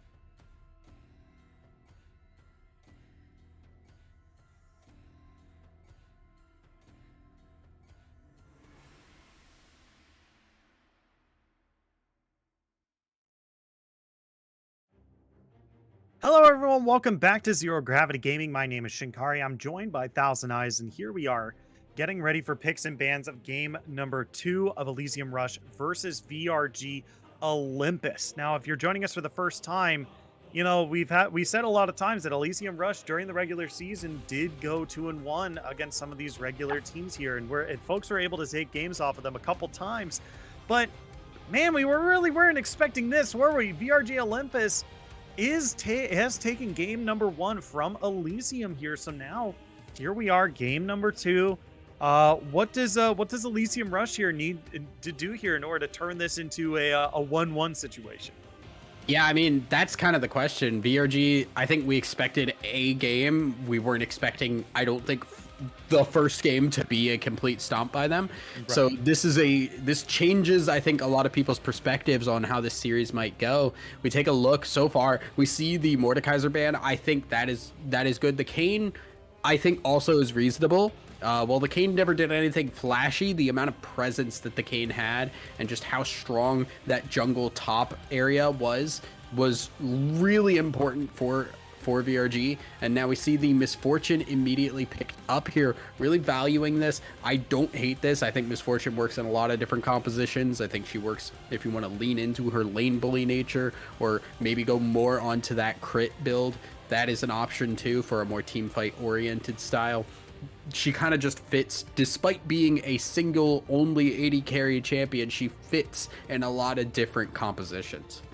Yeah, for sure. I mean, you either build her like a standard AD and she's auto attacking a whole bunch, in which case she can hit multiple targets, or you're going full on in her to her ultimate, which is still very powerful, especially after the change where it's able to crit. And I think that's another big thing as well, as VRG going to be locking in the Swain here, which is a comfort pick for Lunds down in the bot lane there. So it could also be going over to Cobra in the mid as well. I don't think support Swain has been relatively popular here, but Sivir is a good pairing with the Swain, and Amumu and Syndra are going to be the lock-in for Elysium in their second round. Yeah, so the Swain, Yuumi Sivir. So this is definitely going back a couple patches here to when Swain Sivir was just picked by a lot of different teams in all levels of play. It's just very easy to execute, has a wide AoE, easy just push go button, go in. And Yuumi obviously just kind of does what Yuumi does. Elysium, on the other hand, going for the Amumu this time. The God, why am I blanking this time? Not leaning into that Zillion and going for that engage. I'm not sure. So I know Amumu Misfortune is really good. I don't know if I would pick that in this specific scenario, mainly because if you are going in and ulting, you're still tanking so much damage from Swain that does not have a good opportunity to keep you alive. You are essentially going to be sacrificing yourself in these fights because move speed from Sivir Swain and them just AoE damaging you throughout all of it is going to be really difficult to deal with. And the Syndra pickup obviously was very good, I think. And they really want to make sure that they do not allow VRG to pick that one up again. Yeah, for sure. I mean, I agree with you when it comes to like picking this Amumu here into the Swain, right? It's hard to play an engage comp against Swain, who, if he is able to get even utilize a stopwatch well at the beginning, and then build that into a Zonia's later, this is going to be a whole lot harder to efficiently take care of this character. What I do have a little bit of a good thing for Elysium Rush here is that their mid laner is willing to pay the taxes that they need, right? We saw in the last game, the big thing for Victor there was, you know, he had a bunch of half items, but all of those half items was him paying taxes. It was a quick silver sash for the Mordekaiser. It was an Oblivion orb for the rest of the healing on the team. Like, if Syndra is going to build an Oblivion orb here in order to deal with the Swain, then I definitely feel like it's going to be built relatively early. Yeah, definitely. You want to. I think there is going to be a good amount of anti-heal on this team because you have Hecarim, Swain, Yuumi. Like, these are all champions that rely heavily on just healing up throughout in fights. So the Trundle lock-in here is kind of interesting because there is not a big heavy hyper tank. The Trundle will be able there to... it is. Yeah. Okay, never mind. Literally the best champion. Literally the best one. Disagree. Oh, disagree. Okay. Which You mean as a matchup for Trundle? No, I mean as a target for Trundle's ultimate. No, Sejuani. Always Really? Sejuani. Okay. Yeah, because Fair. Sejuani passive, Okay. you steal it and then her passive falls off and she goes into like negative MR armor. It's gross. But anyway, Mundo is also a very good one because you get so much health back from it. And on top of that, Trundle does duel well into the Hecarim early on. So I do think that Trundle isn't a horrible pick here. The Urgot, I don't think is going to have a good time into this Mundo, though. Mundo, ever since his rework, the biggest thing that he has been good at is handling bruisers that rely on a one singular crowd control in order to trade. And so you take into account things like Renekton or Set or Urgot. You're looking at a champion that cannot get onto the Mundo, and he could just trade at his own leisure and heal up fine off of that. So I do think VRG this time really look like they have a better draft.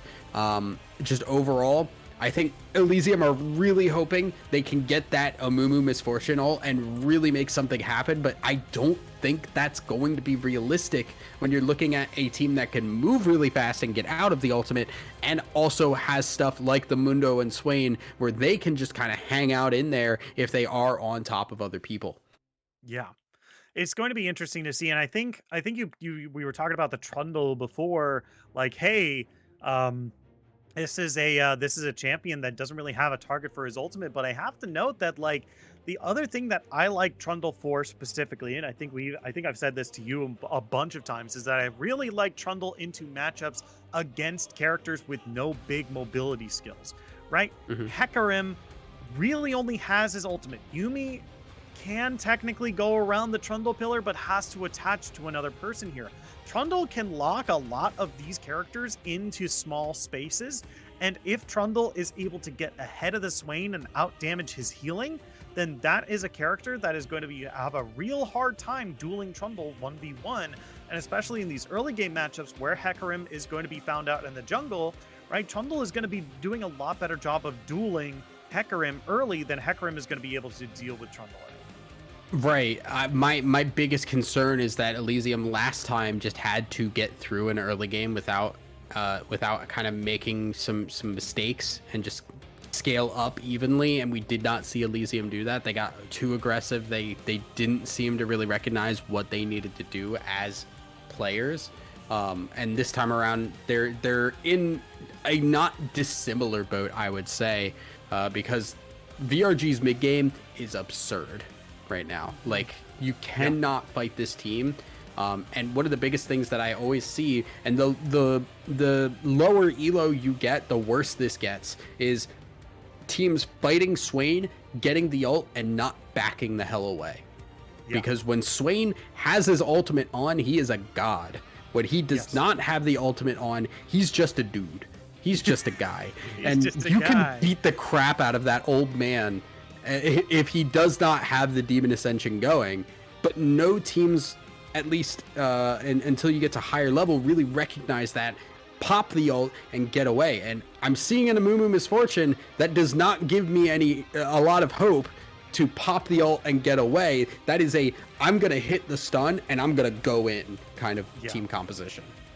Yeah, and the important thing is that you mentioned this before, when Amumu just, like, once they're in, right?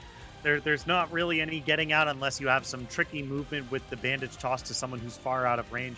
But for the most part, right, Amumu is just going to be stuck in the middle of that Swain ultimate. Even if he uses Curse of the Sad Mummy, that's not a silence anymore, by the way.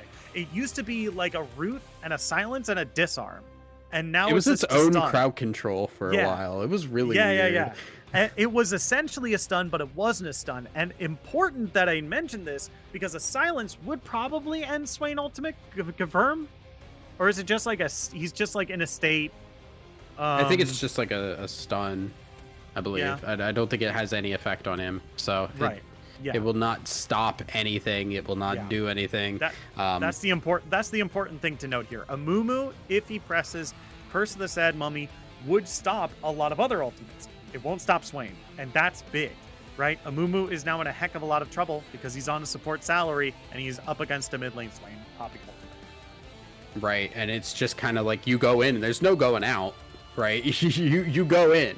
And just with how much disengage, how much VRG really have, it's very scary to try and execute this team comp. Yeah, for sure. But with that, we are going to take just a quick break. And when we come back, we're going to be on the rift of game number 2 of Elysium Rush versus VRG Olympus. Don't go anywhere. We'll be right back after this.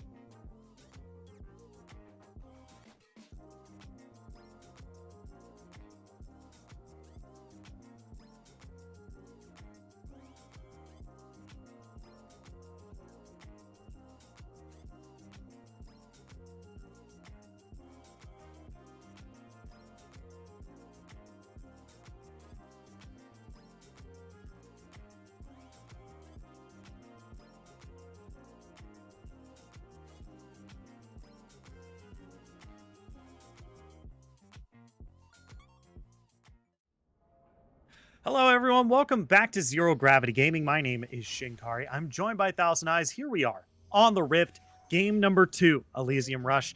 On the blue side, VRG Olympus. On the red, we are ready to get this game underway as we are seeing a level 1 invade from the blue team here, looking to maybe catch someone out if once they head into lane, maybe a little early. Or maybe we're just taking a real long path into the blue buff. Yep. Yeah, yes, they were are. checking. They were checking to make sure if anybody was there. They know that they are not seen right now. Yeah, Siggy might be in some trouble. Levels the spell shield level Good 1, and Aliak, stuff. yeah, okay. Not going to be able to grab the stun onto Sivir here, so they are going to know about this invade. Put a ward down on their own blue buff here. Whether Hecarim is going to go over there is yet to be seen, but a ward will be placed on the red side blue buff. Okay, so it feels terrible to have to level spell shield on Sivir level 1. But it's better than dying or blowing a summoner's bell. So while this does affect that lane, Siggy and Lins are not going to be able to then shove the wave to the degree that they would be. And they probably will not get level 2 first, which they would have otherwise. Eventually that's going to even out and things should go back to normal. But really, Human Bomb should have control of this lane. This is a lane that MF absolutely loves to bully. She has the range, she has the damage early on. It's about Sivir scaling up into being a team fight monster later in the game. Yeah, for sure. Is now it's already mentioned it. A Human Bomb already on top of Siggy here. Gonna throw out that second bandage toss, but immediately really well read by Siggy there. Zaliak trying to get away, trying to give themselves a little bit more position against this double ranged bot lane here. So far, you can kind of see just how Siggy just does not have a way to move up. So they are going to lose out on that level 2. That's fine. Otter also on this top side. So far, getting the early level 2. Once again, probably expected for Urgot to be able to do that. Ranged versus the melee matchup. Adrenaline mostly looking to neutralize that lane as best as possible and make sure that Urgot cannot go into that mid game as a disgusting man beast that will kill everybody. So Bubster also just dealing with a little bit of pressure, and blue buff gonna reset. Yeah, that's gonna be a little bit of an issue for Hecarim here. Definitely making him spend more time in the jungle here. It should be noted this is not on a full clear here as they look for the bandage toss on the Siggy one more time, but Aliak taking a whole lot of damage in response here. Yeah, Hecarim's just gonna have to spend a little bit more time in the jungle. Shouldn't set him too far behind, but it does mean that the Hecarim who usually wants to gank around this time is just having to farm blue in the ground. It changes the timers here. Now you can see Trundle somewhat in the area here. That's going to be the re-engage here. That's going to be the slow field coming down. Aliak taking incredibly low here. Tries to walk back and do a little bit of damage, but here comes Reggie in from the side, flashing forward on top of Siggy. Does pops the spell shield, but the spell shield does not stop auto attacks. That's going to be the troll pillar coming down, but still cannot find his way onto Bubster here, who's still taken away from that red buff there. It's going to be 1-for-1 down in the bot lane there, as we still see some trouble from Book of Eli here. Cobra doing a whole mess of damage. Very much so. Bubster able to help get that 1 kill, maybe 2. Yeah, Mana Bomb going to be in a whole lot of trouble here, taken incredibly low, but not going to be able to find that misfortune there. Pops the ghost, pops the flash as well in order to get away, so really, really close. Otter. Also in the top lane, okay. Ooh-wee. That was insanely close. I think if you're Urgot, you're pissed every day of the week. Aliak coming into the mid lane now. Let's see if they can land the double stun on the Cobra here. It's going to be the second one. There's the slow field to boot. Let's see if they can get the damage. Aliak taking real low here, but Book of Eli is going to be the one securing the kill there. So that's another bit of gold into the team's pocket, keeping this tied up 2-2. Yeah, just fights all around there. Top lane goes down. We see Adrenaline just barely surviving there. Urgot did a lot more damage than I expected, I think, there. And then mid lane, we see the stun. Cobra, unfortunately, not able to get a counter kill there as Lilac is able to keep himself away from that never move. Yes, now I'm seeing another repeat gank down the bottom lane here, but yeah, I think that Sivir's a little too far away. I guess they mostly, I think, just want to try and crash this wave, either to back or get that dragon. But definitely looked a little bit funky. Yeah, for sure is now Human Bomb. In a little bit of trouble here is this, once again, the amount of damage that Yumi can do early is just so insane, and depending on the build, is only going to get worse. So we'll Yep. see how that plays out. Yep. We do want to kind of check. So far, we do see even points in both the Q and the E. Generally, if you're going for that Luden's build, you're going to max the Q outright. Otherwise, you max the Q, E interchangeably every level. So this time, looking more like we're just going to get your standard type of Yuumi Adrenaline, also trading very well on this top side. And there is that E or that passive that just makes it so good to trade. Yeah, Adrenaline now popping that ultimate as well. Reggie looking for a little bit more here. They do have the ultimate for Otter, but he's taking up a lot of minions. You guys don't win this. They're able to do a decent chunk of damage onto him, but Adrenaline, I think he still is able to get away from this. They shouldn't go underneath turret. They have to be careful. Oh, no. Pulls him into the meat grinder. Dr. Mundo, more like Dr. Munched, as he's going to be taken down up in that top lane there. Is in bot lane. Alia looking for the stun onto Siggy's here. Is able to land it, though, but isn't able to really get anything off of it here. Siggy continues to put some pressure on this bot side here. Yeah, I think I underestimated the time, or overestimated the time that the Mundo ultimate was active. More fighting top side. Yeah, Bubster taken real low here as he gets flipped back into the team. Reggie not able to fully follow up as much as he'd like, so not gonna be able to find his advantage toss. Comes on to Siggy here. Gonna look for that to end as they get the second stun coming through with an auto attack. Siggy once again taken real low. And luckily Lunz is low on mana as well, so this might be the full back. Yeah, so far, I think bot lane and top lane going about how we expected here. Maybe Urgot doing a little bit better. Cobra now maybe in a little bit of trouble. No mana on this boy. Yeah, popping Ignite as well. Book of Eli, that had to have been a misclick, right? I think there was the expectation that the ult was going to come out soon, but then quickly realized the damage just was not going to be enough, so held on to it. So I think we're looking at it, just did not get the opportunity. May still look for it here. Might be able to find something underneath the turret. Throws out the ultimate here. Book of Eli now taken incredibly low as Bubster is going to be the one cleaning up that kill there. Hecarim picking up a kill in the mid lane. Excuse me. It's like, what the heck? Oh my god, Cobra, you're playing with my heart, buddy. Just every game, just Cobra is surviving on single-digit HP. And I thought that pulling in the Syndra there was the mistake. But eventually, do get the kill. Bubster ends up picking that one up. And that's great. Bubster has had a significantly less impact, I think, this game than we have seen in the previous game. And getting Bubster something here so this Hecarim can just show up in a lane, ult, maybe look for something on this top or bot side here and see what you can get. Snowball these lanes and have something going into the mid game, because right now you're looking at Misfortune, who is pretty happy overall, I think, with how things are going. Cobra is also just pretty okay with things, but the biggest thing I think right now is just this top lane. Urgot is in a decent spot on this, and Mundo needs to be able to neutralize this lane as best as possible. Reggie throwing down the troll pillar here as they're coming in on top of the ultimate. Reggie is gonna be the one picking up the kill there. Yeah, dang, such a real good play there. Is now they look to try to collapse onto the Sivir here based on the mini map, but it looks like they're just going to peel away. Start up the Cloud Drake here, pick up the first Drake of the map. Should be easy peasy. Yeah, right now we are just seeing the dragon picked up, and you know, Cobra not at that point where the Swain could stay alive infinitely just yet.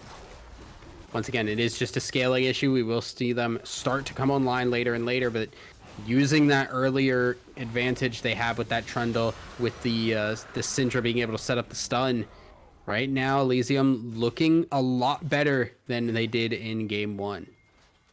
Yeah, looks like they were also trying to sneak the Rift Herald as well, but a little frightened that Otter was showing up there, so they are going to spot out the fact that they were trying the Rift Herald there with after it getting reset. So I think they know about where Hecarim is, and they know that he started up and he's relatively nearby here. So if they start it up, it's going to be just to force Hecarim out of hiding.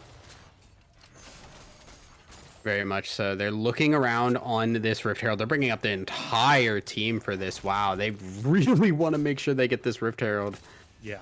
So very, very hard send on this one. Misfortune on the bot side will just clear out the wave, just continue to farm. And I think they're not even going to contest this, which is smart, right? Elysium do not want to try and fight that. You're not going to get your MF up there. Now the question is, what is VRG going to do with that Rift Herald then? They need to be able to get something big out of it to counteract that loss from the dragon in the mid kill. Yeah, I mean, it's just tough because outside of like, oh, we just got 2 plates, right? Okay, Reggie looking on the Bubster here, forcing him to use that onslaught of shadows, but a huge Curse of the Sad Mummy on the back end of that ultimate there is going to be able to grab that kill. As Swain also flashed away from that fight as well as now Book of Eli. No way you don't go for this. No way for the tier 2 dive. No way.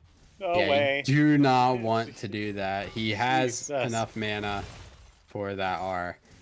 That will be a death sentence, I think. But they do get the push off. They do force Swain to back and TP in order to not miss any minions here. And right now, just Elysium continuing the pressure. They have control of this game. Something that we did not see at all in game 1. Elysium just continuing to look better and better. They just need to keep it up because they are waiting for this Swain to hit. Once these mythics start coming in, so Swain with a mythic is basically where he wants to be. Same with Hecarim. Bot lane though, Sivir wants to get about to that 2 item point. 2 to 3 items is where Sivir starts to get really, really hard to deal with. And Misfortune just gotta continue to try and scale and show up and hit these good bullet times. Yeah. I mean, he's definitely got the team to do it as well. So, yeah, once again, we're about 12 minutes into the game and up 2.2 thousand gold is the blue team. Is Elysium Rush here? Oh, okay, wait a minute. We might have a fight in the bot lane. Siggy in some trouble. That's going to be Lost Chapter coming across. Reggie taking incredibly low, but Bullet Time taking a whole chunk of damage out of Bubster here. That's going to be the final kill. They get the skull into Lunz, and now Lunz is in a whole lot of trouble here. I don't think this cat is going anywhere. Double kill for the Trundle as Book of Eli is also fighting Cobra underneath his own turret here. He's taking a whole lot of damage. He has to leave. He nearly died inside his own ultimate there. Yeah, and unfortunately, their Bubster just not able to frontline well enough there. Siggy able to survive just barely. Cleanse, spell shield, all of it had to be used exactly right in order to keep Siggy alive. And Lunz trying to get the mana, trying to get that shield and pop back. Unfortunately, the Amumu Q just hits at the right time. And we see Lunz go down. So opening up the map right now for Elysium. This is where they want to sit. They have control. Trundle is incredibly strong right now. Mythic completed, already starting to work on that Blade of the Ruin King, and this is the lethal tempo Trundle. This is the Trundle that's going to do more damage and be more of a carry threat than that PTA style of Trundle that you might see elsewhere. Yeah, for sure. And now they're just forced to drop Shelly kind of wherever here on the mid lane. They are able to get that charge, a decent chunk of gold there, but now Adrenaline is in trouble here as the pillar comes down, but it only seems to block off Otter from getting on top of Adrenaline here. So a bunch of members of the blue team up in this top half of the map here, but doesn't look like they're going to be able to get a whole lot off. Yeah, Siggy, I don't think you win this one, buddy. Yeah, take him real low. Yuumi is coming down to assist as well, but a lot of roaming on this map, not a whole lot of success. And what's big here is that Human Bomb has been able to just stay alive on his own here in this bot side. Really has not been much of a threat towards, I mean, Sivir Yuumi not going to be doing enough damage. Now, the Kraken is complete, so there definitely is more of a threat now than there was before. And I think we're going to start to see this Misfortune start to roam around with the Amumu now instead of just leaving her bot. But the damage still is ramping up. We're still trying to get the 2-3 item Sivir. That's where her best moments are.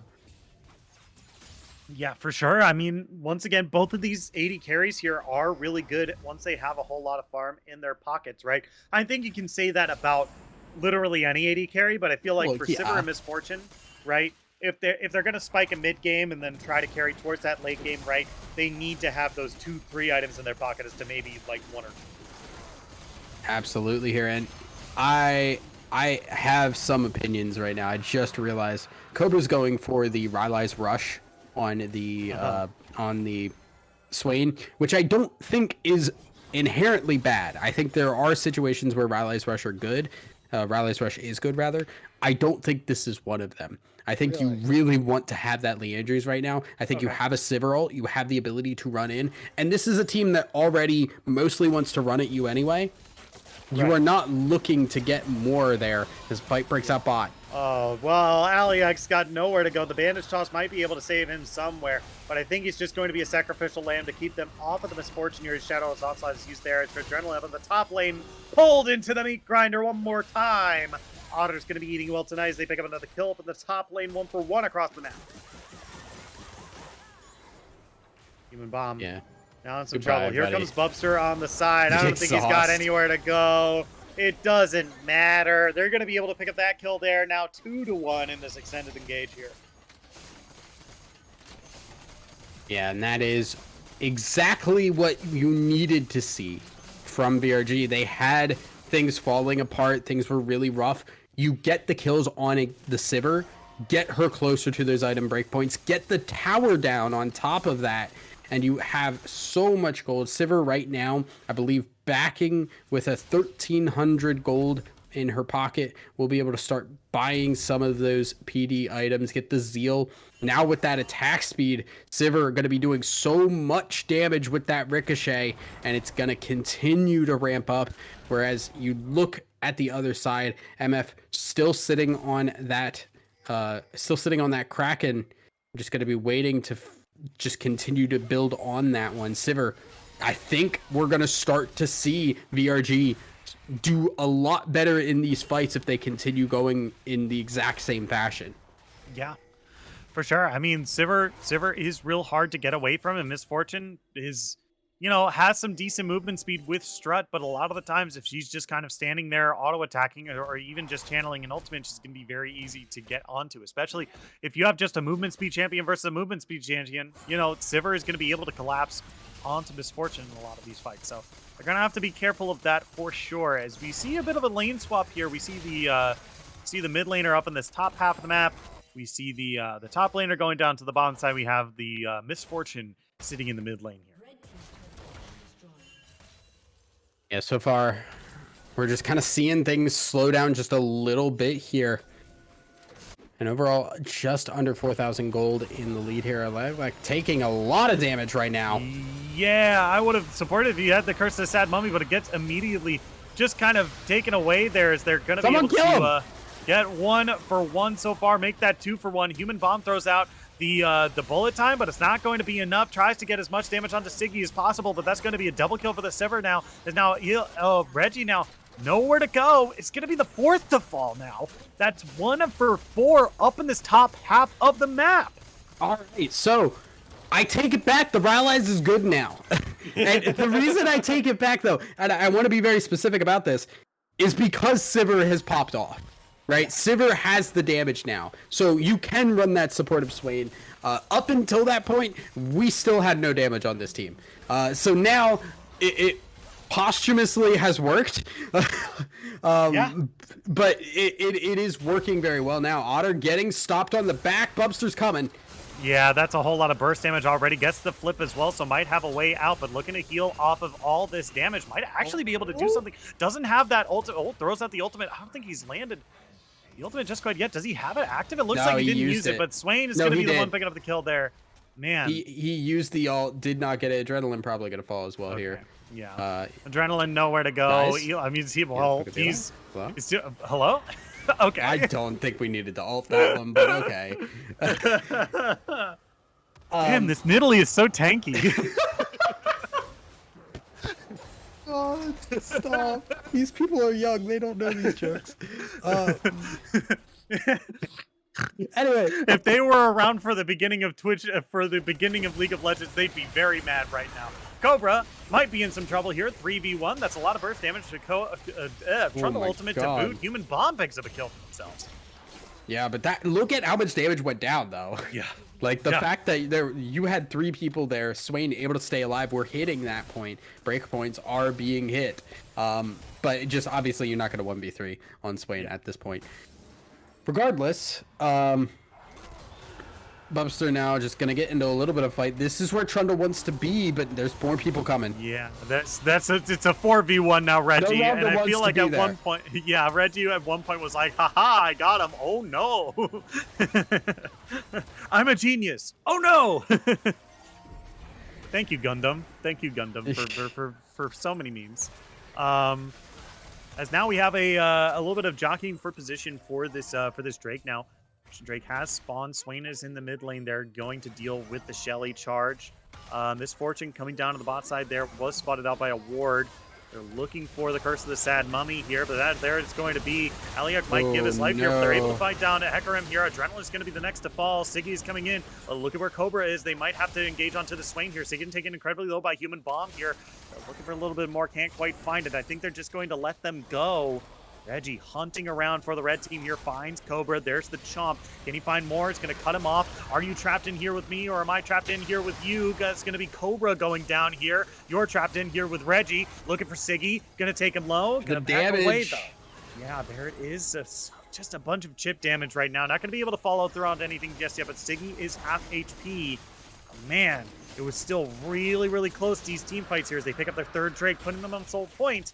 Means we're going to see a big fight in another 5 minutes. Yeah, VRG just kind of walk into the bullet time there. Really, that was the combo we needed. And importantly, it wasn't on somebody like Cobra. Cobra was not in there. Nice pillar. But Cobra was not in that fight. So there was no Swain just soaking up and damaging everybody in the middle of that. It was just onto, I believe it was Adrenaline and Bubster.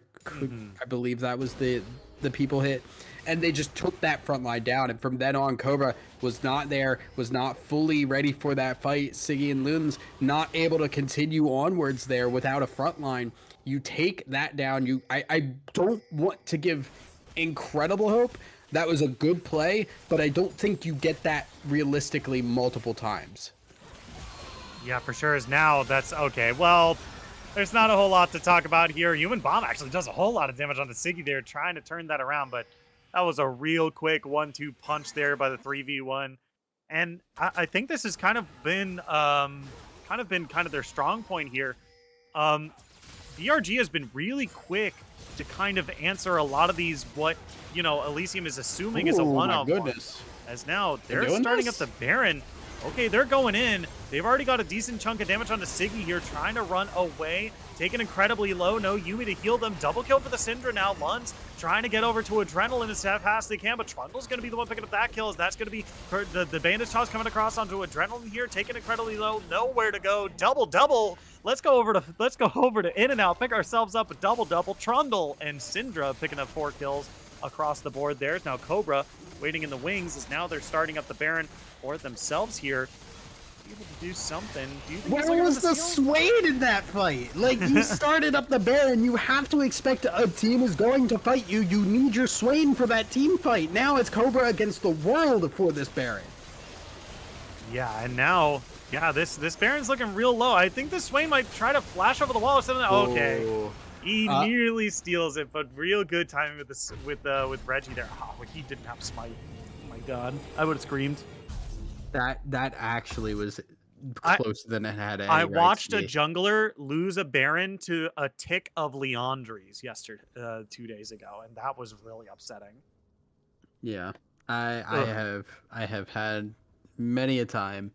I have been on both sides of those. And man, if you don't just immediately spam jungle diff one way or the other when that occurs. Yeah, wow.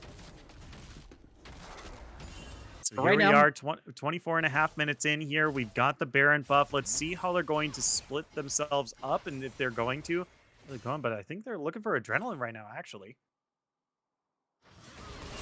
Yeah. Okay, that's going to be some decent damage. Good bandage toss that looked like it ricocheted back onto him, actually, for a second there.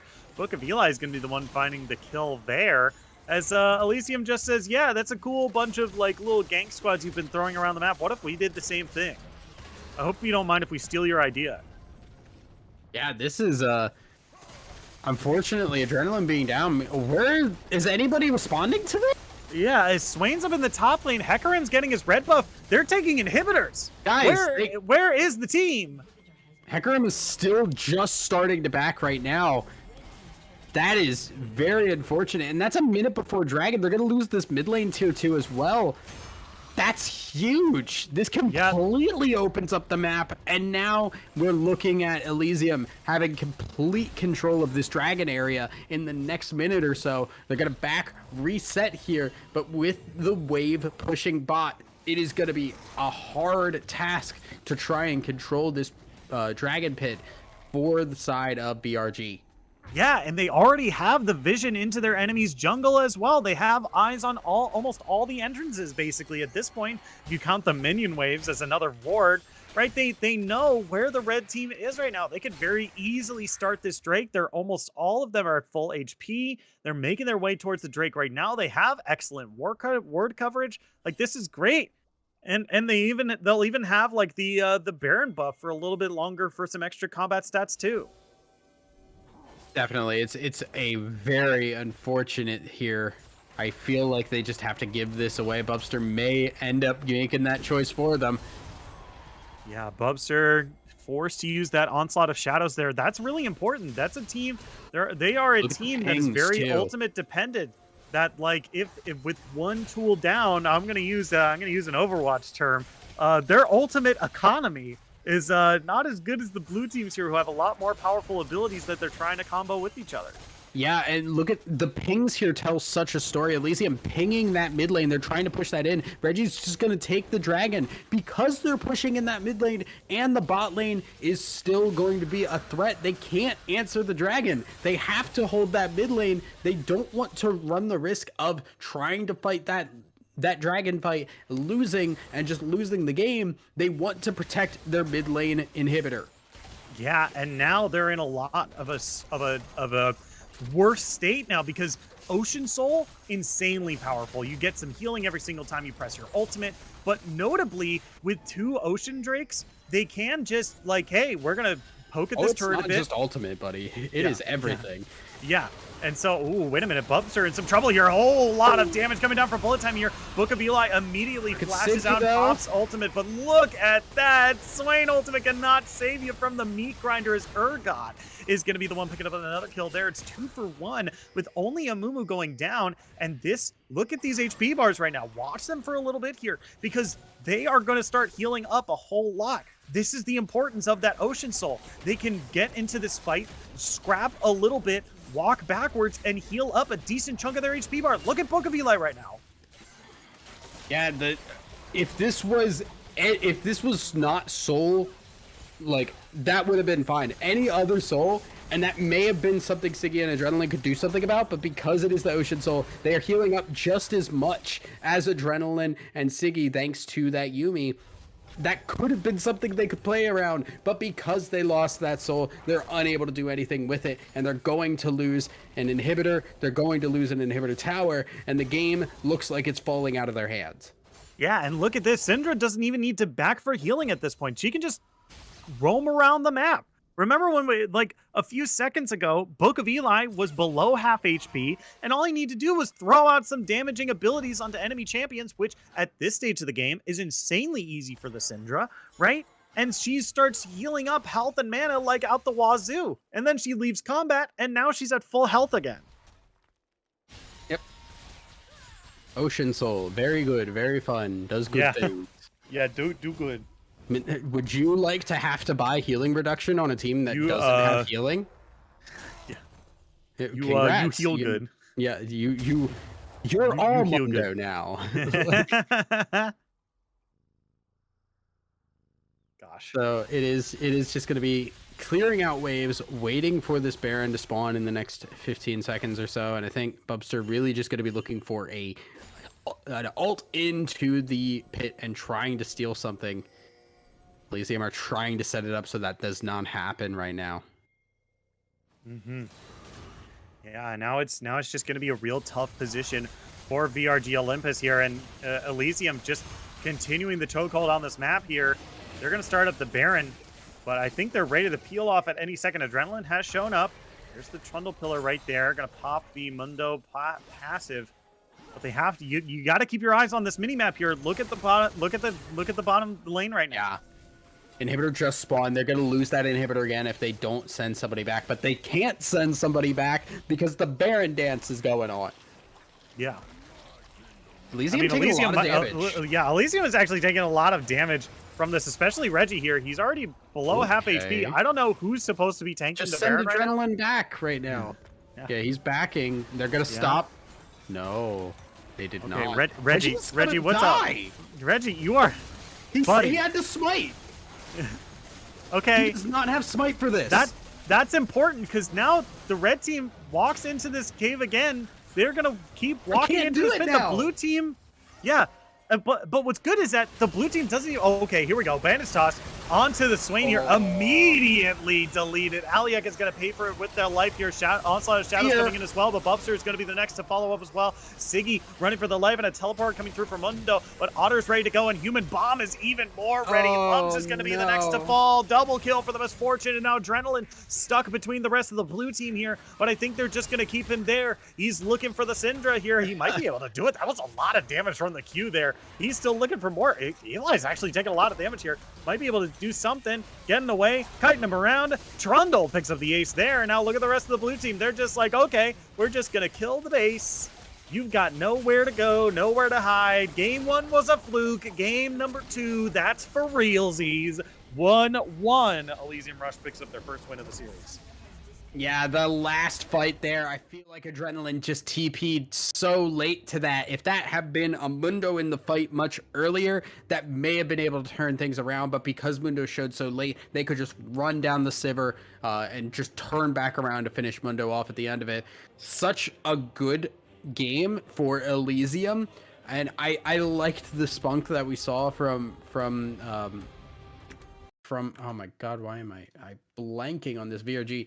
VRG showed a lot of capability to come back. Unfortunately, just a couple mistakes, a couple face checks here and there ended up costing them big time, and their front line could not handle the bullet time consistently going across their face. Yeah, and not to mention they didn't really have an answer for it either, right? Like the only way to truly like stop the man, I'm brain farting. The bullet time is to have Hecarim dive through it sometimes, right? The way that they were positioned, and that's just not ideal. Hecarim is just not tanky enough with that build in order to deal with that amount of damage from Misfortune here. So they're going to take a whole bunch of damage. They're not going to be able to truly interrupt the Misfortune, and not to mention Aliak is willing to die for the team every single time, and that is one of the reasons that they were able to win a lot of these team fights. Just diving in. I'm going to die here. That's fine. Dive, curse the sad mummy, bullet time. Yeah. I mean, we talked about how it could go like one way in terms of just you dive in and die. But if you are winning the fights, if the bullet times are hitting and your team is far enough ahead, you doing that doesn't matter. Like, you going in and dying doesn't matter if you set it up well enough and your team is ahead well enough to take advantage of that. And I think Reggie, while there was definitely some scary points there, Reggie was so good this game. 22 KDA in this game, by the way. Really, really good on this Trundle, and had a huge impact and was just chasing people down throughout all of it. Yeah. Holy moly, what a game. But we are going to take just a quick break, and when we come back, we're going to be in picks and bans of game number 3 of Elysium Rush versus VRG Olympus. Don't go anywhere. We'll be right back after this.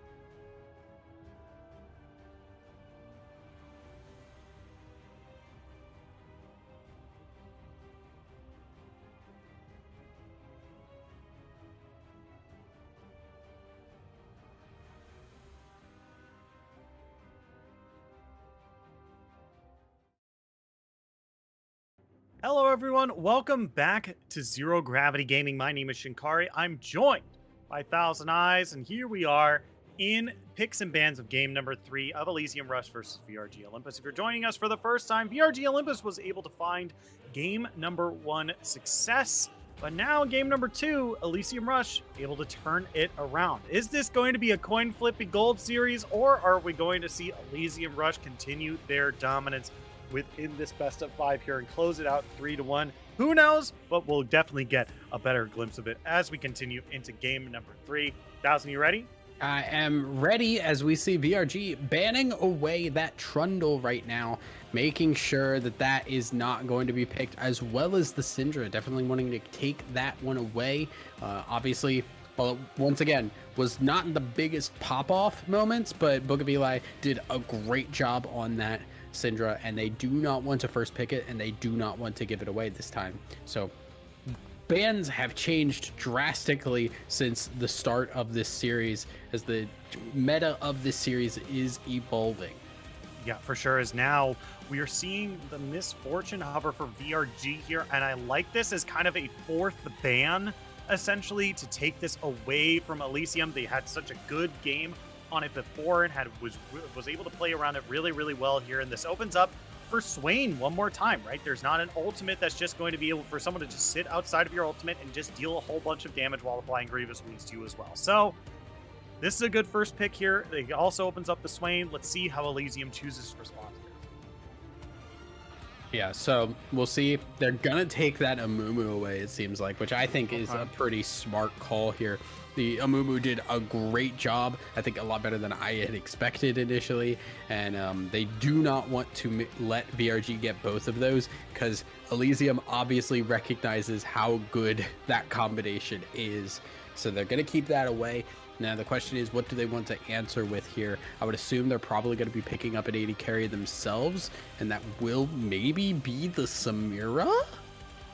Okay, No, I mean, okay, we're going for the Ashe. They baited you. I mean, the Samira was definitely a good lock-in, definitely comboed well with the Amumu here. Works well against MF. Yeah, works well against MF. I just... the swap to Ashe last minute. I'll have to see what the rest of the team looks like. The capabilities to play the Samira, definitely, for sure. Sometimes you're just like, no, I'm not feeling it. Take the Ashe. So... Is that the new version of taking the L? I mean, I wouldn't say so, but I guess you could put it that way. Seraphine locked in here. Can be flexed here. Could be support, could be mid. Based on the Misfortune pick here, I'm assuming this might be a support Seraphine, which over the last couple of patches, it's become clear that support Seraphine is just not where she excels. She is a champion that wants to have that gold, so putting her in that AD carry or the mid lane position seems to be where she is sitting over just the last couple of weeks that we have seen. Yeah, for sure. Is now we're seeing the Jarvan lock in here. And, this is another champion that's, this is a tale as old as time.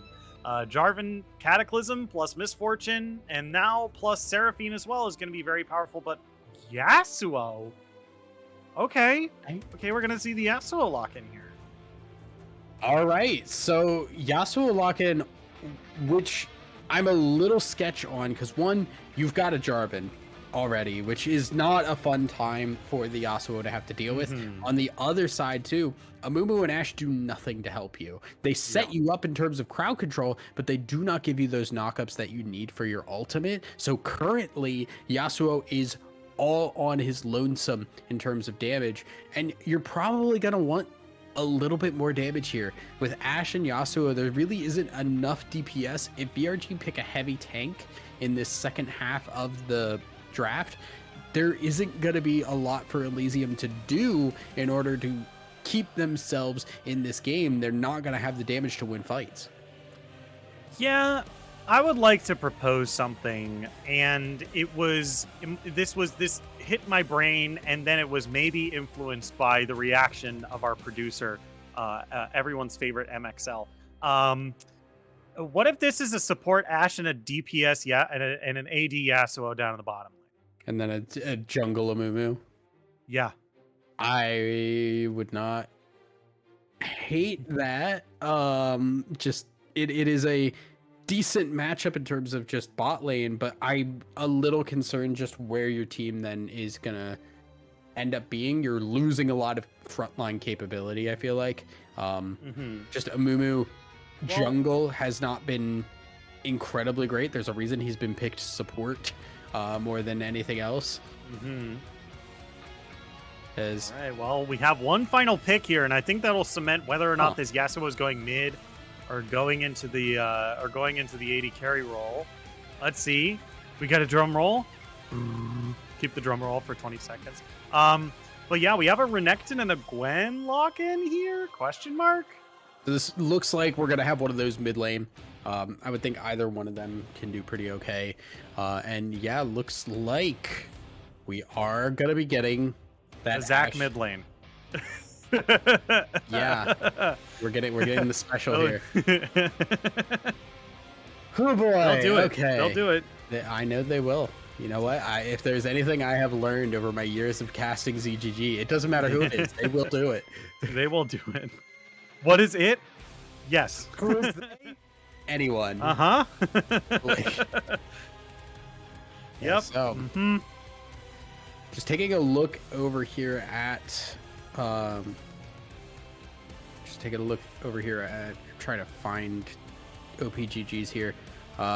Yasuo, not really a picked champion here for Human Bomb, so not one that we would super expect. But on the other hand, Book of Eli also just not generally that kind of a player here. Closest thing I feel like that you have in comparison to that is something like the Zed or the Sylas, but even they play incredibly different. So not entirely sure how much they've practiced this, how ready they are for this kind of a pick. But it's definitely going to throw, I think, VRG for a loop.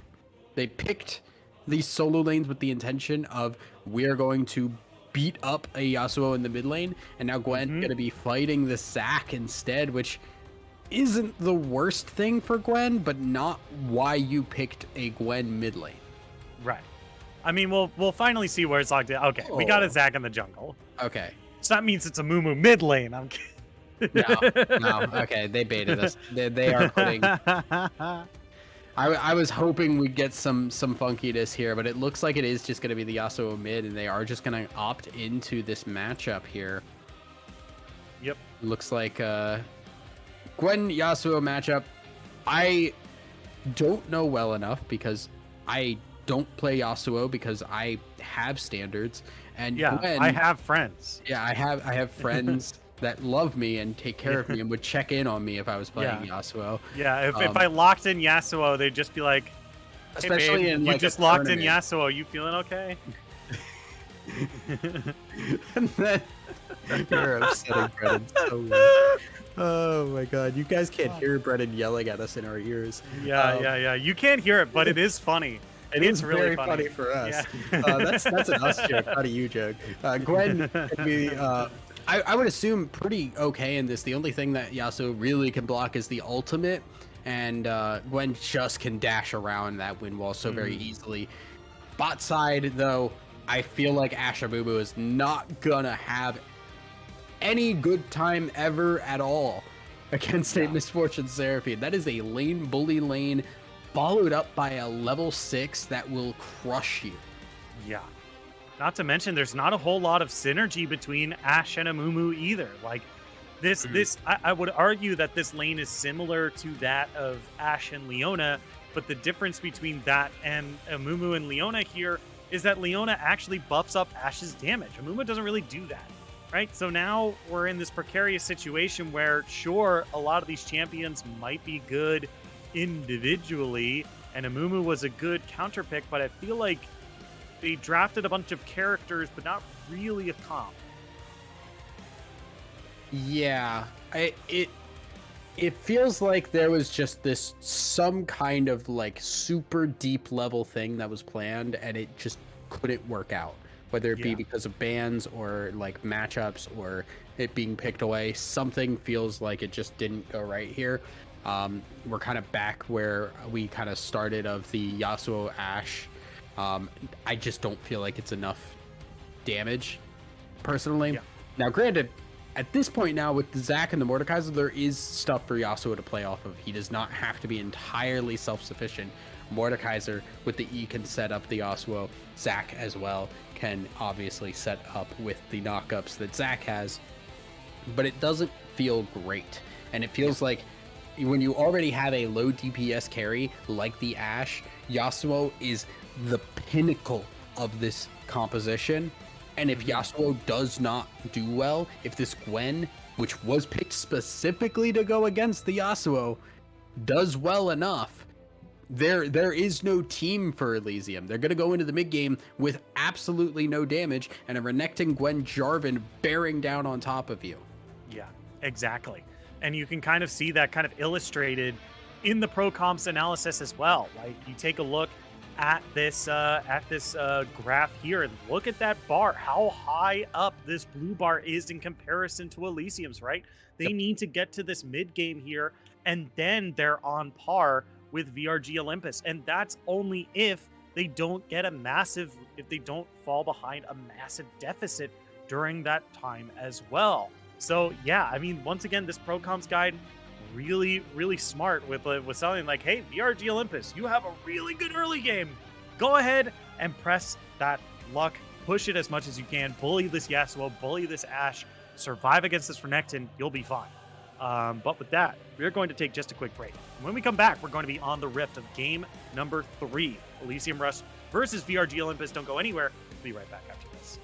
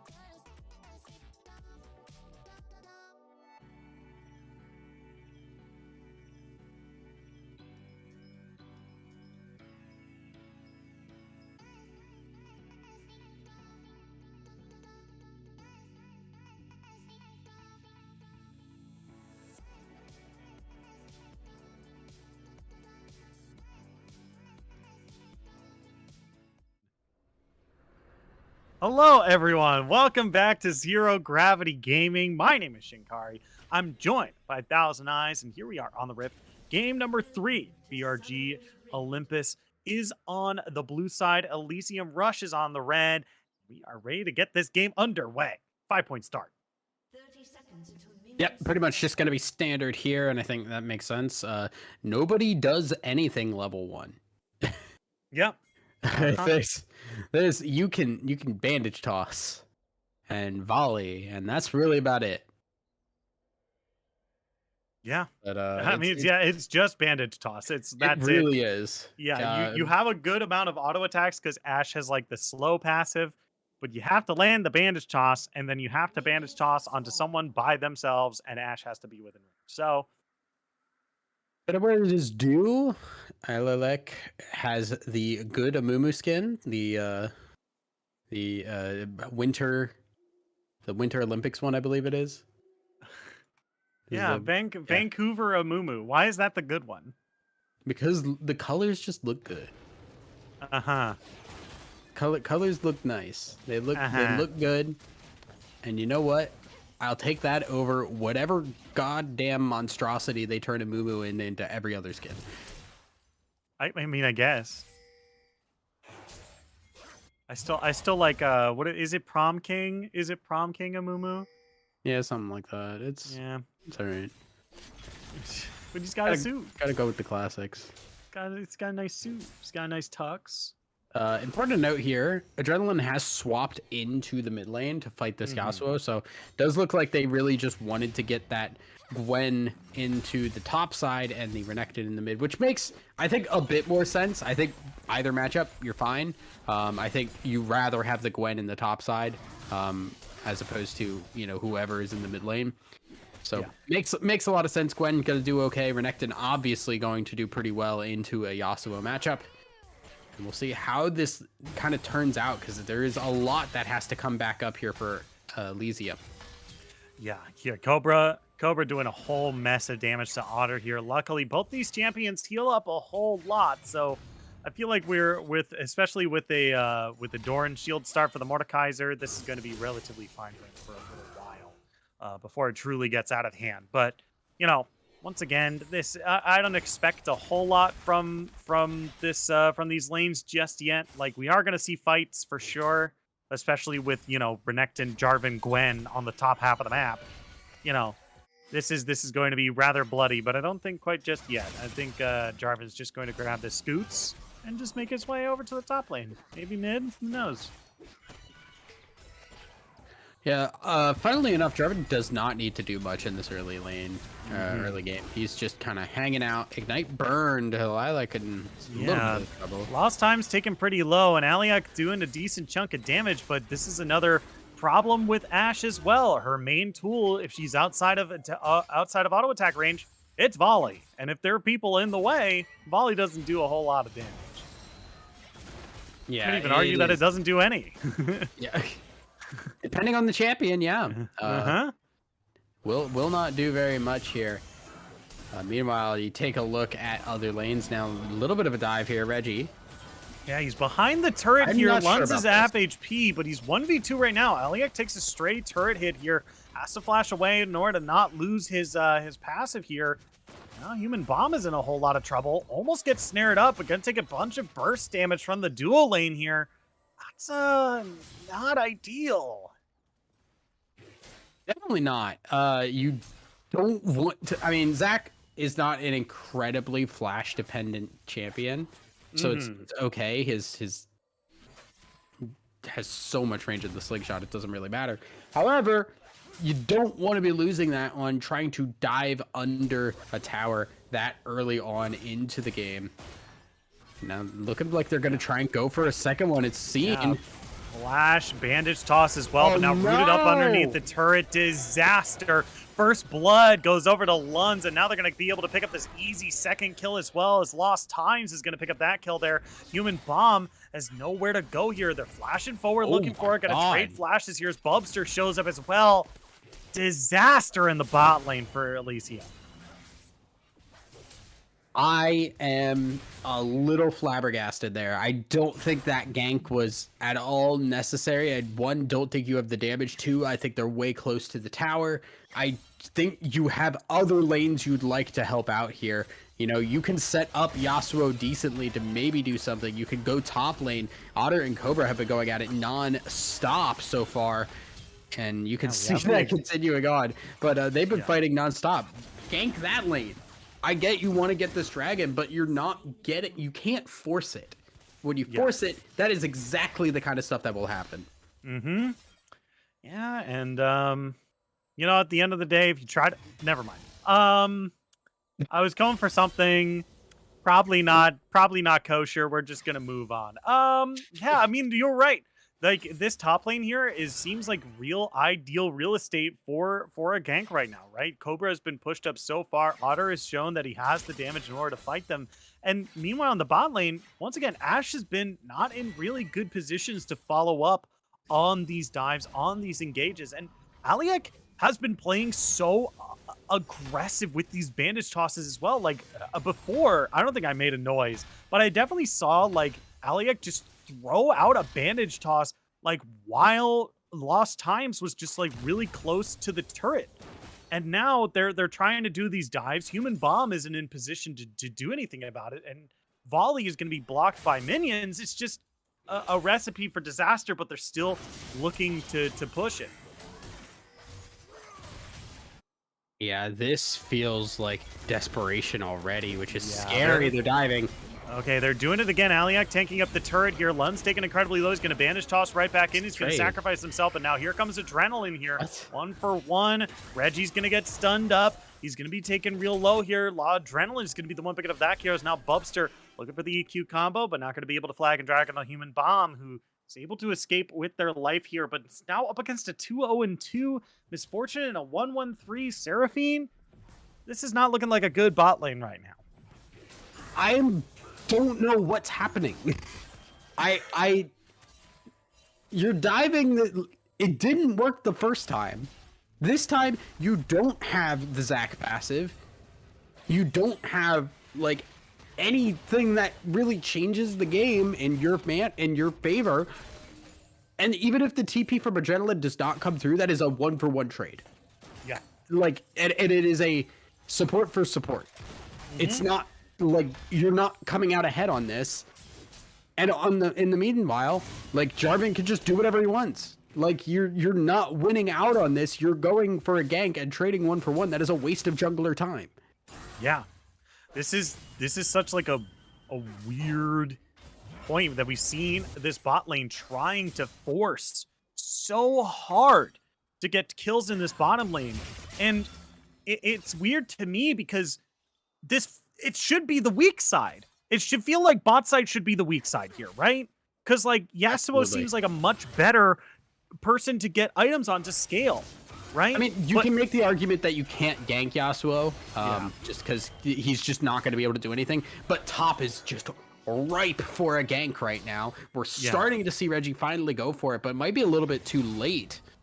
Yeah, Cobra has already done a decent chunk of damage on Otter here. He's going to pop that shield, going to heal up a little bit. Elastic Slingshot, charging up. Doesn't look like he's going to engage on it just quite yet. But yeah, I mean, this top half of the map looks a lot better places to gank here. And Ashe is a character that doesn't expressively need items and levels. Yeah. Yeah, she just pushes R, right? Throw arrow, they go stun. You win. Yeah, yeah. Everyone else is following up on the Ashe arrow.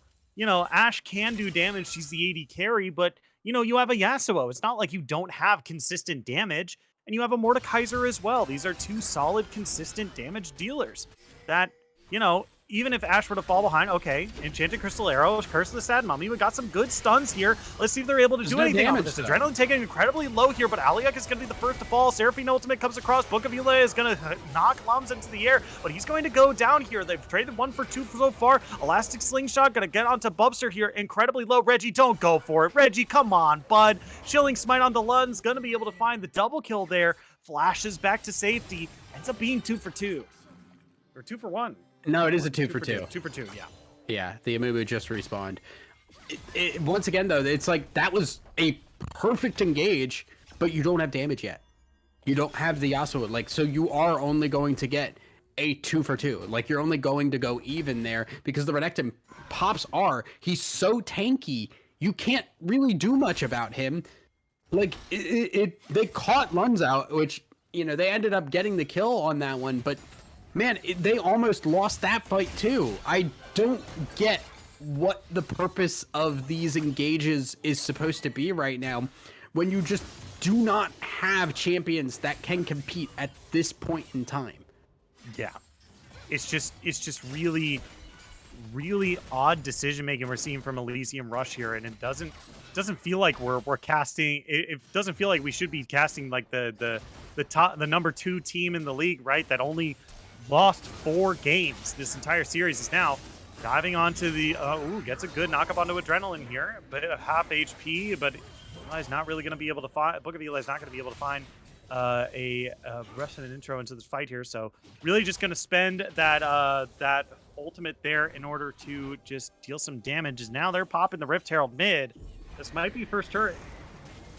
No, not yet. No, it's not going to be first turret, but it is Plates going to the Renekton, who is already a good bit ahead, keeping him ahead and doing exactly what Renekton needs to be. He needs to keep that lead so that he is still relevant going in later into this game. You can see if you check gold, currently 800 gold up. That is almost a pickaxe in terms of item efficiency. So Renekton is very big right now, and Yasuo is still scaling up, still really waiting to become somebody that can deal with any of what Renekton wants to do.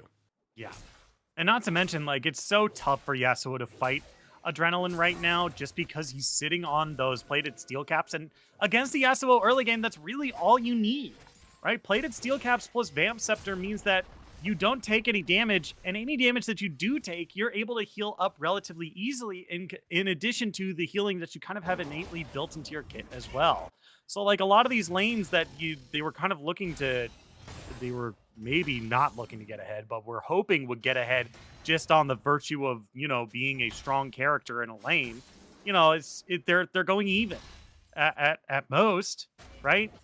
We're staying relatively even mid lane, even though Renekton has 2 kills, and we're staying relatively even in the top lane, right? And it's just disaster in bot lane. I would not call mid lane even at this point, just because of it is 1,000 gold difference, right? And a lot of that has to do with the kills and oh my god, okay. Cataclysm comes down. That's going to be the Ashe ultimate in response. Cleanse off the Seraphine ultimate, taken incredibly low. This might be the turnaround that they're looking for. As Lost Times is taken incredibly low as well. Not going to be able to get that heal. 2 kills, 3 kills for the red team.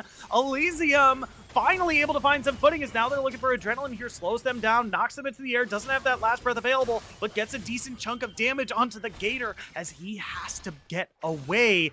3 kills for the red team. This is what we were waiting for. This is what they were waiting for. I don't know what's happening in this game. I don't know why we're just trying to walk up and do that. I get, like, you don't expect the Zac to be in the bush there, but, like, if you don't know where Zac is, be prepared for a counter gank. That's kind of one of the things Zac is really freaking good at. And, like, just, you want to EQ before you ult. The Q does armor shred. It increases the damage on your ultimate. I don't understand why we're not EQing. Yeah. It's just really to just kind of walk up to, like, what was the flag and drag for? Like, was he hoping to Cataclysm flag and drag out? The hope was to like get the ult flash and then flag and drag. Right. I don't think you care at that point. I think you just, if you get the flash off the EQ and you can't continue the fight, that's a win. Like, you just EQ and whatever happens, you adapt off of that. You don't try and force it so hard. Yeah. Especially when there's an Amumu that can just set things up if you're just walking up. Yeah, Reggie in some trouble here in the top lane. Adrenaline looking for him. This Eli Otter has pulled him into the Shadow Realm, but Cobra is going to be the one winning thanks to that needlework. Holy moly, that was close. 1 for 0 from the top lane, and Reggie gets away from that A-OK. Turns out Gwen passive pretty good. If you stab people a lot with needles, it hurt. Yeah, turns out. Who'd have thought? But yeah, Cobra staying alive. That really could have gone either way. Reggie now Yeah. going for this gank. Yeah, I have to watch out because they do have a teleport coming in. They're going to be able to get that last breath right there. Good Curse of the Sad Mummy is going to interrupt the whole time, but now Aliak, nowhere to go. They're going to be the sacrificial lamb for their team here. No Enchanted Crystal Arrow either. Red team is able to walk away, but they lose a member on the way out and don't take a consolation prize with them. Once again, very aggressive Zach. Yeah, here we go. Here we Reggie go. re-engaging here. He does have the passive available, but another teleport is coming in for the blue time here. Book of Eli is looking for Luns here, but not able to find it. Cobra comes in, able to find the shutdown onto Zach. Book of Eli tries to escape, but Bubster cuts that, finishes that thought off before they can even get him. And Human Bomb dies off camera to lost times. I definitively dislike this Zach pick. I am not a fan of how this is being played because I feel like Reggie's just flying in like mad. And this is just way too aggressive, and Reggie is dying immediately in these fights. You can't go in at half health when your team is at the state it currently is and expect to win a team fight, even if you have the passive there. I don't get it. I don't get it. Yep. I agree. I could kind of like understand looking for that when you got onto the two near the tower, but they're too close to the tower. Yasuo got a good ult, but like they just walked a couple steps back and they couldn't do anything. And they had to retreat and end up losing. And then they go for the engage again. And I don't know what the thought process is on in that engage. I don't know what you're looking to get there. You don't have Yasuo ult. You don't have Ashe really doing any damage. I just don't know what the plan really is, and I can't I can't make it out. I can't figure it out. Yeah, it's definitely interesting for sure. As now we have a little bit of a dragon dance here. Elysium definitely wants to get some Cloud Drake into the board for themselves and also cut them off of that Dragon Soul, but now Aliak is in a whole lot of trouble as that's going to be a bunch of burst damage there. Trying to use that Bandage Toss to get away, puts down Curse of the Sad Mummy before they die, but that's a whole really good answer from the blue team here. Book of Eli taking incredibly low, going to use that last breath, but no one has the damage to follow up. Reggie is going to be the next to follow as Cobra throws out the needlework, going to be able to find a double kill for the Misfortune here as Otter is the only member left standing. Ashe killed off camera. 4 for 0. This is a very strong move from VRG here. Going to put them on soul point as well. Yeah, I think VRG just control this game entirely there. They don't get the second charge there. Adrenaline not able to take Otter down in time. But just that fight was so very good. They do get a really nice start to it. The bullet time does get blocked a lot by the wind wall. Unfortunately, you can't wind wall the Jarvan, the Gwen, and the Renekton, and they are going to run rampant across the enemy team at this time. Cannot stop them from doing so. And Eli, Book of Eli, like you said, good ultimate, no follow-up, no damage yet at this point. You're not really getting anything, and the Seraphine is doing enough. Like, there's not a lot of damage on this composition. The Seraphine shielding into healing with that Moonstone is more than enough to keep this team healthy. Yeah, for sure. And as this game progresses, now about 20 minutes in, we're only 20 minutes into this game, 19 minutes into this game, right? 34.3 thousand gold in the lead, 5,000 gold in the lead, up to have secured both the Rift Heralds, 3 dragons up. They're even up 9 kills as well. You can see it across the map here. Cobra going into 2v1 here. Reggie might actually be able to find something onto Cobra here. The Ignite is ticking, but they're still able to heal just something as Shutdown goes on to Book of Eli here. Yep, gonna back away. And finally a good look there. They get the kill onto that, and that is 600 gold there. And I do want to double check. Yeah, it was the Yasuo picking that one up. So Book of Eli, exactly where you want that money. That's a win. That's a probably the first definitive win we have seen from Elysium this game, really. And they have been looking for that, hoping for that. Hopefully that means Book of Eli can start getting something going here. I also just realized that is a Sunfire Mordekaiser. Yeah. Which I'm also not a big fan of into Gwen, who has a lot of true damage. Yeah. You are not tanking anything. You want the Riftmaker there because the healing at least gives you something to fight her with. The tanky stats are being ignored by a good bit of the damage that Gwen is doing.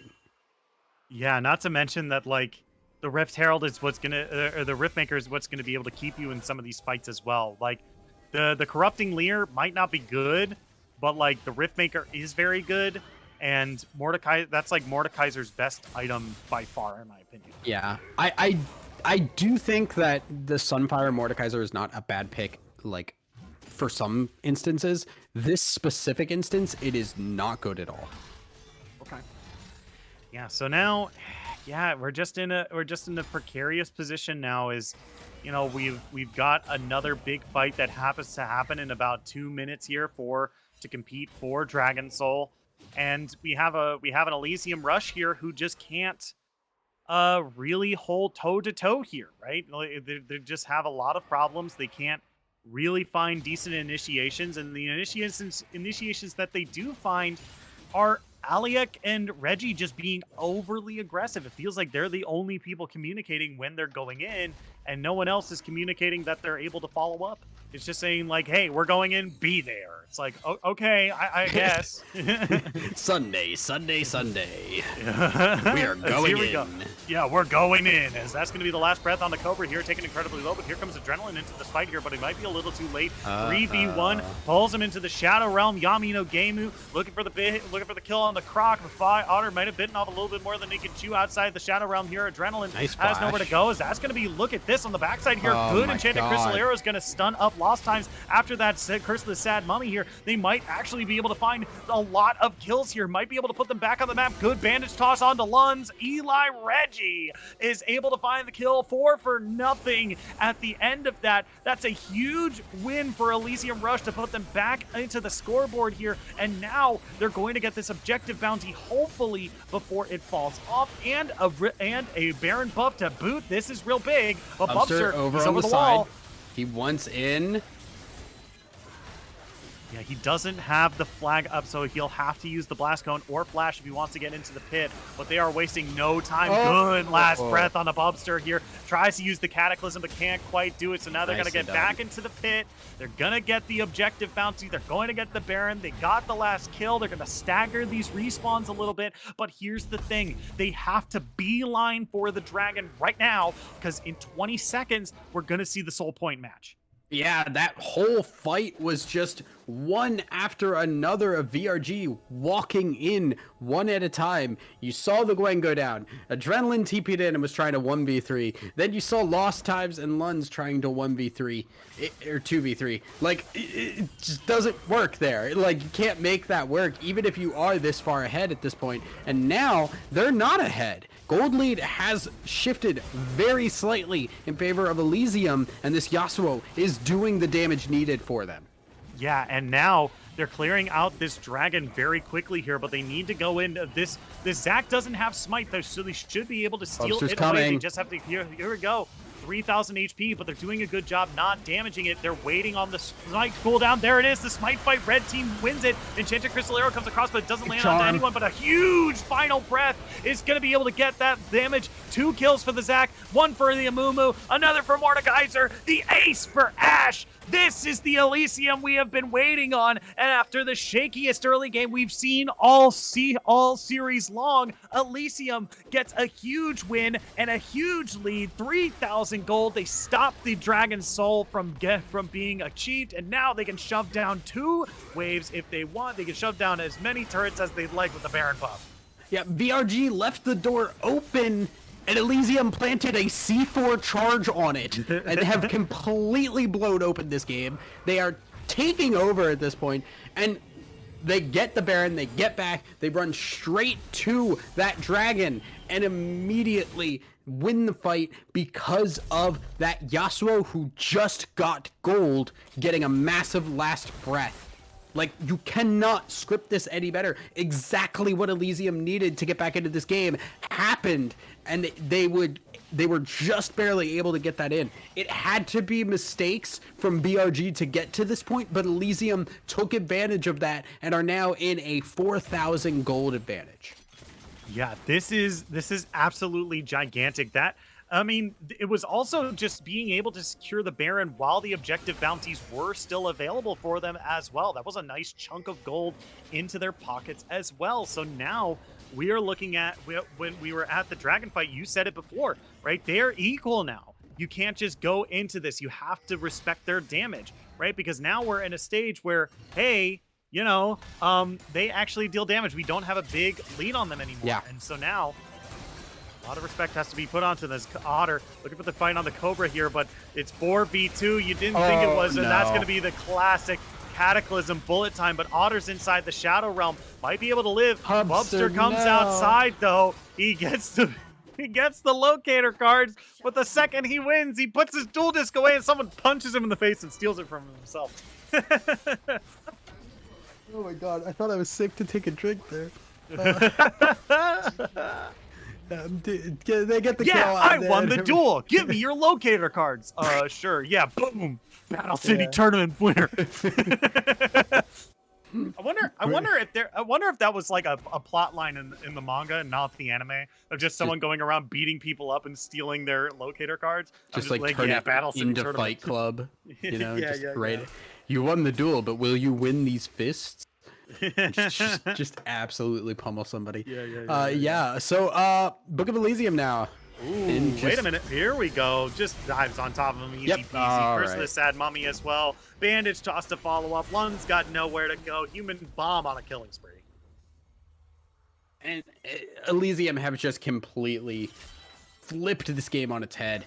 And mostly, I think, through Eli just getting a lot of really good ultimates. The Yasuo needed that time to scale up, has achieved it. And now alongside this Ashe, who has gotten finally some damage here. The Gale Force, the Blade of the Ruin King, the Zeal. There is at least some damage coming in here. It really just does depend though. Can Book of Eli continue this up? Once again, the Yasuo does not hit these ults. It is a possible change up. It is, you know, MF getting an ult through without a wind wall stopping it. It is MF being able to not get dove by this Yasuo. It is just killing the Yasuo in a pick. There are ways for VRG to win this game. It is just going to take them playing intelligently rather than playing with the lead that they had earlier. Yeah. They now need to play a lot more respectful than they did before, and I think I like what they're doing right here. They know that this, once again, Soul Point, this dragon stacking, has to end here for them. This Cloud Drake is going to be very useful for them, especially for Adrenaline, especially for Cobra, right? And being able to secure this is going to be very important, but Aliak doesn't have vision. They spotted him out. There's the flag and drag. There's the stun right there. They have a teleport coming in as well. Curse of the Sad Mummy coming across. That's going to be a good bullet time, but Last Breath is going to interrupt it. Yasuo's onto the back line here. They're taking incredibly low. 2 kills for the Yasuo, and Otter has pulled Cobra into the Shadow Realm here. He's going to be able to finish them off too. We talked about respecting the damage, and they bit off more than they can chew, and now they have to... This might be the end of the game here as Elysium turns this game on their head. Elysium pull this game from the brink and end up winning game number 3. They're going to go 2-1 in this series, and they are on match point. I'm going to be entirely honest. I don't want to see this composition again, but I am still impressed at their capability to win this game, end up pulling it back, and keep their mental strong throughout. Yeah, for sure. This was certainly a game we didn't think Elysium was going to win, right? It was overly aggressive, I'll say non-measured engagements being taken early that led to a lot of deaths and propelling a snowballing champion like Misfortune ahead, right? This was looking really strong for VRG, but it turns out all Elysium needed was just one team fight, an objective bounty, and another one, and then they won the game. Like, I'd have to go back and talk about review what happened with VRG there, because I'm not sure if this is a game that like Elysium won because they're better, or if a game that like VRG just disrespected Elysium so hard after that Baron fight that they just immediately plummeted in terms of the gold difference. I think it's a mix of a couple of things, right? The Yasuo did hit a point where that item break point was hit, and there was a very strong Yasuo to start fighting. Once they started giving gold over to the Yasuo, that 600 gold bounty was a major change around for them. The other thing is just the Baron fight. So what ended up happening, they go in, they kill one, the TP from Renekton comes in, they end up dying there. Somebody comes up to try and save Renekton, and it's just death after death after death. Yeah. Which then gives Baron, which then gives the next dragon, which they win the fight there. Like, it just snowballed out of control because there was so much staggering rather than we need to cut our losses. We just kind of lost that. Let's just reset and make sure that our feet are on stable ground before we try to take another fight. Yeah, for sure. But with that, we are going to take just a quick break. And when we come back, we're going to be in game number 4 of VRG Olympus versus Elysium Rush. Don't go anywhere. We'll be right back after this.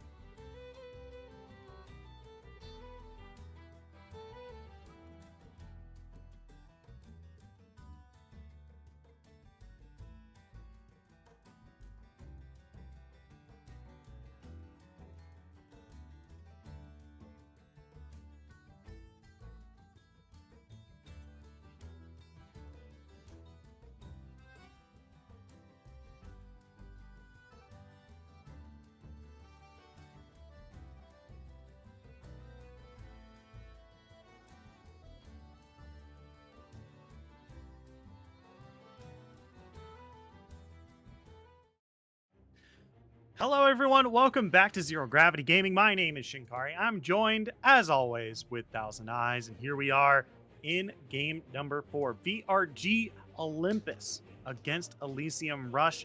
Match point for Elysium Rush here. Game number 2 started off a little shaky, to put it mildly, and now here we are in game number 4 here. VRG looking to bring this to a game 5. Elysium saying no more game. Not after that last one. We can't take it anymore. We're gonna end the game right here. Yeah, looks like they're just gonna back away and take out some of that annoyance there. Elysium taking away the Seraphine, taking away the Mordekaiser. No more of that. The Zillion also being taken out. So definitely, like, this game has, or this series rather, has just completely flipped around and has been just all over the place in terms of draft. I'm curious what Elysium are going to ban last here. MF has been a very prioritized pick for both of these teams. Elysium, if they leave it up, they can just kind of assume VRG are going to get that MF.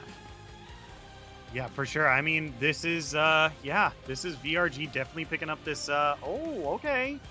We're locking in Sejuani first pick. Now, this was something that Elysium had banned away from them in the first couple of games here, and has been banned away by Elysium every single match here. But opting Elysium here, banning away the Mordekaiser, Seraphine, and Olaf this time around, leaving the Sejuani open for VRG, and is going to be answered by the Maokai. Yeah, so now we have beefy boys. Maokai and Sejuani both capable of flexing. Both could be top, could be jungle. Maokai can be support. Sejuani technically good, I guess. Nothing's stopping you, but it's not really what you generally see. Now, what is important here is I think what you want to do is either, okay, they're going to lock the Renata. This is interesting. So you have the capability here to take the MF, right? And make sure that VRG do not get it.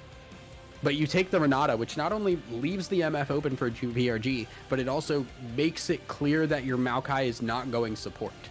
So I feel like this is a little bit strange. This is, unless Elysium have something specifically planned where they need Renata, this feels like a bit of a weird pick.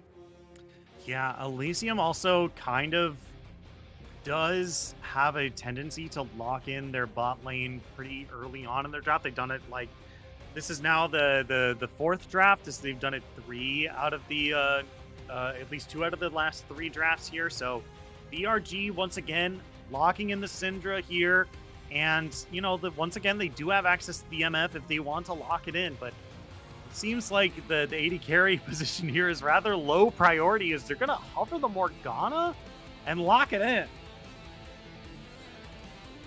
Yeah, so now they're going to be locking in the Morgana. I'm assuming to try and avoid either Renata ult hitting a specific person. Like if you have something like a Kog'Maw planned or something like that. But this is not a composition that seems like a Kog'Maw would fit in. And I don't know entirely. Move to the left? I don't know. Renata Glass ultimate is pretty easy to dodge.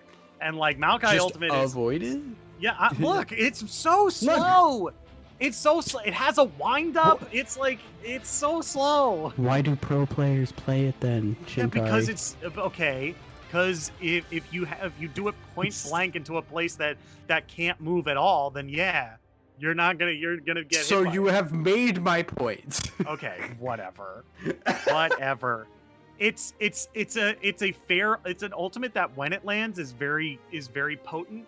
But the fact of the matter is, it's fairly easy to dodge. I don't know. I'm saying you don't need a whole Morgana shield in order to deal with it. That's well, here's the thing. Morgana shield's one person, is the thing. Yes. Like, it's not ideal in that sense. I mean, I guess there's just, if that's why I was saying, like, if you do have like somebody just really hardcore, okay, now they're going for the Ivern, which does give me, okay, I think this might be a Kog'Maw or a Jinx. There you go. So now this makes a little bit more sense. You don't want Jinx to be autoing your team. So even if everybody else is hitting each other, these auto attacks on the other 4 people mean nothing. Whereas Jinx if she's got the spell shield, she's not getting hit by it. She's not dying. I still feel a little wonky about this. Once again, VRG, no early game right now. You just people are still in the process of tuning their minds to the fact that Syndra is no longer an early game champion. But there really is not much of an early game. Sejuani into Maokai should do okay, because we are going to be getting the Nunu lock-in last for Elysium as the jungler. And that seems like it is specifically to try and mess with this Ivern. Because if there's any champion in the game that will steal your camps and make Ivern really, really sad about the fact that he has to clear out and use his health and mana on an almost empty camp, it is Nunu just walking in, chomping, and waddling away. Mr. Steal Your Camps, Nunu and Willem. I miss the days when it was even more focused on that. Yeah. To be honest, Nunu's whole job is to make the enemy jungler just as useless as you are. Yeah. So here's what I used to do, and I had so much fun for like months doing this in norms specifically because I'm not a jungler by trade. But I would just play old Nunu with Poacher's Knife when that existed, and you just Q chomp smite, get the hell out because you run it like Mach 70. It was the worst possible thing. Like, you can't do anything about it. It was fun. Regardless, not where we're at right now. Nunu is an entirely different champion. Poacher's Knife doesn't exist. You know what? Fine. Sad. They did not want me to have fun, and that's fine. Riot Games specifically targeted me. And you know what? I'm a better person now than I was at that point. I grew. But yeah, this is I grew. I was more important. Didn't that turn into the it didn't upgrade your smite slightly but gave you a bunch of wards? Is that what the Poacher's Knife became? No, it just made you better at stealing stuff. Yeah, okay. It was just I think it was supposed to be for like you could skirmish better. But I just took it because I wanted to chomp and run really fast. I'm probably remembering wrong what Poacher's Knife was. The whole thing was you smited and just ran. It didn't. It was white smite. Okay. Yeah. I was getting it mixed up with the green one. Yeah. Replaced by Tracker's Knife. Yeah. That's it. Anyway, that was literally years ago. Let's kind of talk about 5.22 is when it's removed. Holy moly, that's why I don't remember it. It's literally like 7 years ago. Yeah. Jiminy Jillikers. All right. Matchups: Syndra, Azir, Farm Fest. One that Azir probably will do a little bit better in. This should be, I think, similar to the Victor matchup where you have a little bit more wave clear. I think it's actually better for the Azir than it is for the Victor because Victor needs that evolve to wave clear better. Azir can wave clear pretty consistently early on, and Syndra does not have a good answer for that, meaning that Azir should at least force Syndra under tower, avoid any roams. The biggest, scariest thing is a gank, and I don't think Ivern Syndra does enough damage to kill an Azir as long as he has that dash up.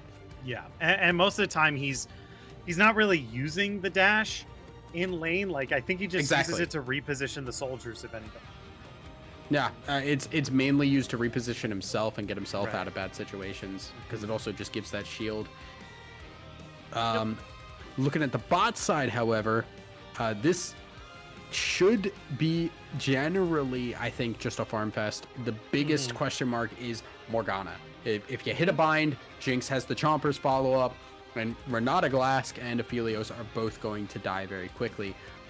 But the caveat to that is both Aphelios and Renata Glask are very long-range champions. They don't need to be in there. I would not be surprised to see the Renata take the melee support item and just use that to farm up the gold instead of trying to trade with this Morgana. You don't need to walk up to Morgana and run the risk of yourself getting into trouble there and having some problems. Aphelios, Jinx, they're both later game, and Jinx a little bit earlier spiking, but they're both later game champs. They're not going to be doing anything. I have a feeling that we are going to be just posturing for a good bit with these compositions. Yeah, I think my only problem with all of these lanes here is that there doesn't seem to be a strong side or a weak side, right? Like Yep. everyone is just kind of like early game. Please do not perceive that I exist. Please do not look at me until I have at least one item and preferably my mythic, right? Like Maokai will probably do more dueling into Sejuani than Sejuani will want to fight, and sure, Sejuani has a lot of decent damage, but like I think across the board, I feel like I was about to just list all the things you just listed off about all of these lanes here. But yeah, for the most part, I think the most amount of fighting might just be Nunu and Willem just fighting Ivern early because they just have more fighting potential than Ivern does. Yeah, it's up in the air. I feel like Nunu will have more early game presence for sure, but like things like top lane, Sejuani will win fights against Maokai if it is just a full-on just engage fight. Just the passive Sejuani has with that E, very very good. Do not like having to deal with that, especially if you are a tank like Maokai. Yep. So Sejuani should have some control top lane. Should also have a little bit better wave clear with that W. But then, yeah, you look at everywhere else, and it's just a farm fest. So the question really becomes: can Nunu make something out of nothing? Can you punish if VRG try to push up, or is it going to be that farm fest, and we're going to get to like a 15-minute dragon fight where both of these teams have hit like first mythics, where they are just going to be going at it, and it is just going to be all out, just team fight positioning. I feel like VRG looking for a little bit more on picks when you have a Syndra Morgana. But that may be where we end up being. So keep your eyes on that. Keep your eyes open for those possible mid-lane, mid-game fights and see where it goes. Yeah, but with that, we're going to take just a quick break. And when we come back, we're going to be on the rift of game number 4 of Elysium Rush versus VRG Olympus. Don't go anywhere. We'll be right back after this.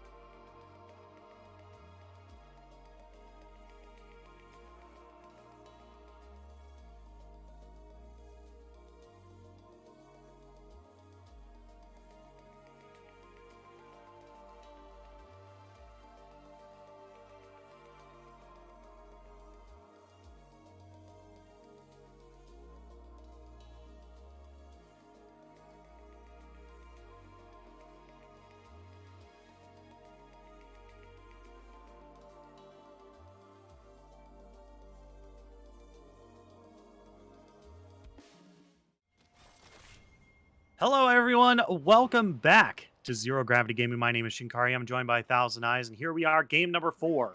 Match point for Elysium, who is on the red side, and VRG Olympus is on the blue. Spotted out an early invade here, so not going to be able to find anyone just yet, but they do ward out the blue buff here, so they will know if Nunu is starting there. And immediately pings are coming down onto their own blue here, so I think they have an idea that Nunu is there. So Nunu did not have a ward there, unfortunately, so did start with the sweeper rather than starting with the ward and swapping to the sweeper. So does not have any vision, actually. So nothing to be gained there, and a little bit of extra knowledge going over to VRG in this early game. Just going through quick summoners and or runes. No ignite on the Sejuani, which does mean there's a little bit less kill pressure for her up on that top side. And then just throughout everything else looking pretty much about as expected, I believe. Cleanse on the Aphelios is a very smart pickup here. You've got Syndra stun, Morgana root, Ivern root, the Sejuani, there's a lot here that you would want to cleanse. And then everything else just, yes, very expected.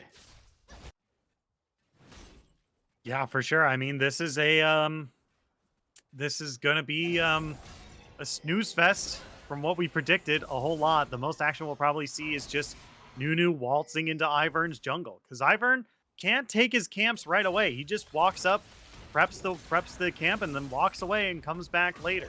You know, so he's not actually taking the camp. So there is actually some time for Nunu to get into the jungle, kill the camps before Ivern can get back, and then deny him a lot of golden experience.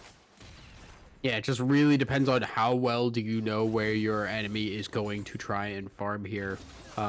Obviously, farm numbers will be a little bit hard to actually compare, because you'd look at it now and say, Nunu has 12, Ivern has 4, Ivern stinky bad poo-poo. And you'd be wrong, because he's just going to clear these out, and now he's just about even, if not ahead, because he's going to take Gromp here. Yeah. So, yeah, I mean, this is all comes down to how Nunu wants to play these first early clears. If he wants to do a full clear on his own, or whether or not he wants to counter jungle. I feel like if he wanted to counter jungle, would have already showed up in there, which, you know, based on how aggressive Reggie was playing the last game on Zac, I'm kind of surprised he's not, like, living inside the enemy team's jungle right now. Well, his cat can top right now, but doesn't seem like it did anything. Direct to camera, not really caring too much, and we'll just be a back away from that one. And now Ivern's gonna take a look, or sorry, Nunu's gonna take a look inside. Bot side Ivern is right now. Yeah, good handshake is gonna keep them away from human bomb here. No. That's a good flash. I guess the root as well. The ignite is ticking. I think the MQ goes down here, and now Bubster is in some trouble as Lun's looking for the fight here in the jungle here. Bubster looking for a little bit more gravitum. Rooted. Oh my god, it's good every time. And now he's looking for a little bit more, rooted up by the handshake here. We have Syndra having to come down now as he's got the blue gun, which is the opportunity they need to turn it around. But Luns goes down. He gets the reset. Can they get more? They get the drag over the wall and are able to find Jinx. 3-1. The red team comes out huge in this first engage here. And here comes Nunu. Cobra, you gotta get out of there. No, I don't think here there's comes any the follow-up snowball. here. Yeah. Big knockup. Mimikyu's come back. He's gonna get snared up if he doesn't flash away. So he's gonna be able to get away from that. Reggie, holy moly, what a early fight there that was. Yeah, we said Otter? no early fights. Yeah. Just some fortunately, Sorry, we were apparently wrong. Yeah, apparently.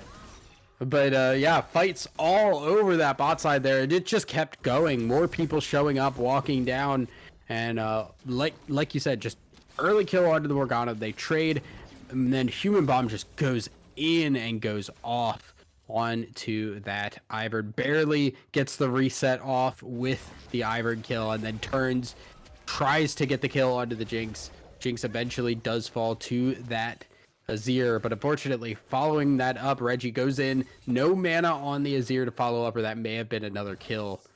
Still, 3-1. That's exactly where Elysium would want to be here. Yeah, this is a really good, I mean, especially for the Aphelios as well, right? He didn't get all of those kills, but 1, 1, and 2 is still a pretty good stat line to start off this game. And look, he's coming back to lane with Berserker's Greaves, which Exactly. is actually really, really good because with the purple gun, and especially later on when he picks back up the red gun and the white gun, that he is going to want that additional movement speed in order to make sure that he's constantly in range of this Jinx here. And with that additional attack speed as well, this is going to look really, really good. Aphelios skills really good with that stat as Nunu moves to the bot lane one more time. Not Yeah, gonna be able to find VRG are the team that, if there was a lead, would want it to be on VRG to keep this competitive. The fact that they have that pick potential, they want to be able to set that up, and the fact that they are down 2 kills now is not looking good for them. Level 6 up on that top side there, and now fight mid. Emperor's Divide onto Cobra, using that spread the weak and trying to get, but this handshake is going to pull them back in, rooted up by the Nunu as well. Book of Eli is going to be the one picking up the kill in the mid lane, and now they're just walking over to Dragon. Very clean, very easy. Elysium just controlling this game right now. And they will get that first dragon. Luns, I would not even try this one, buddy. It's a Nunu. Yep. You're not likely to steal this from a Nunu. Please don't. Okay. Yeah. All right. He landed the snare, and I was just like, bro, don't do it. Ivern syndrome. Yeah. Doesn't work as well. Yeah. It's Lee syndrome. Yeah. Yeah. Well, his name's not Ivernitis. Lee. Ivernitis. That's so good. Actually. God. I landed the snare. If there's anybody I would expect to be bloodthirsty, Yeah. I don't it's need not it. Ivern. I definitely don't need it. Looking we like go. we're gonna set up a bot lane gank here. Syndra on the way as well. Azir has not really pinged to this. I think a lot like is recognizing the terrifying nature of this. Yeah, it has to be careful.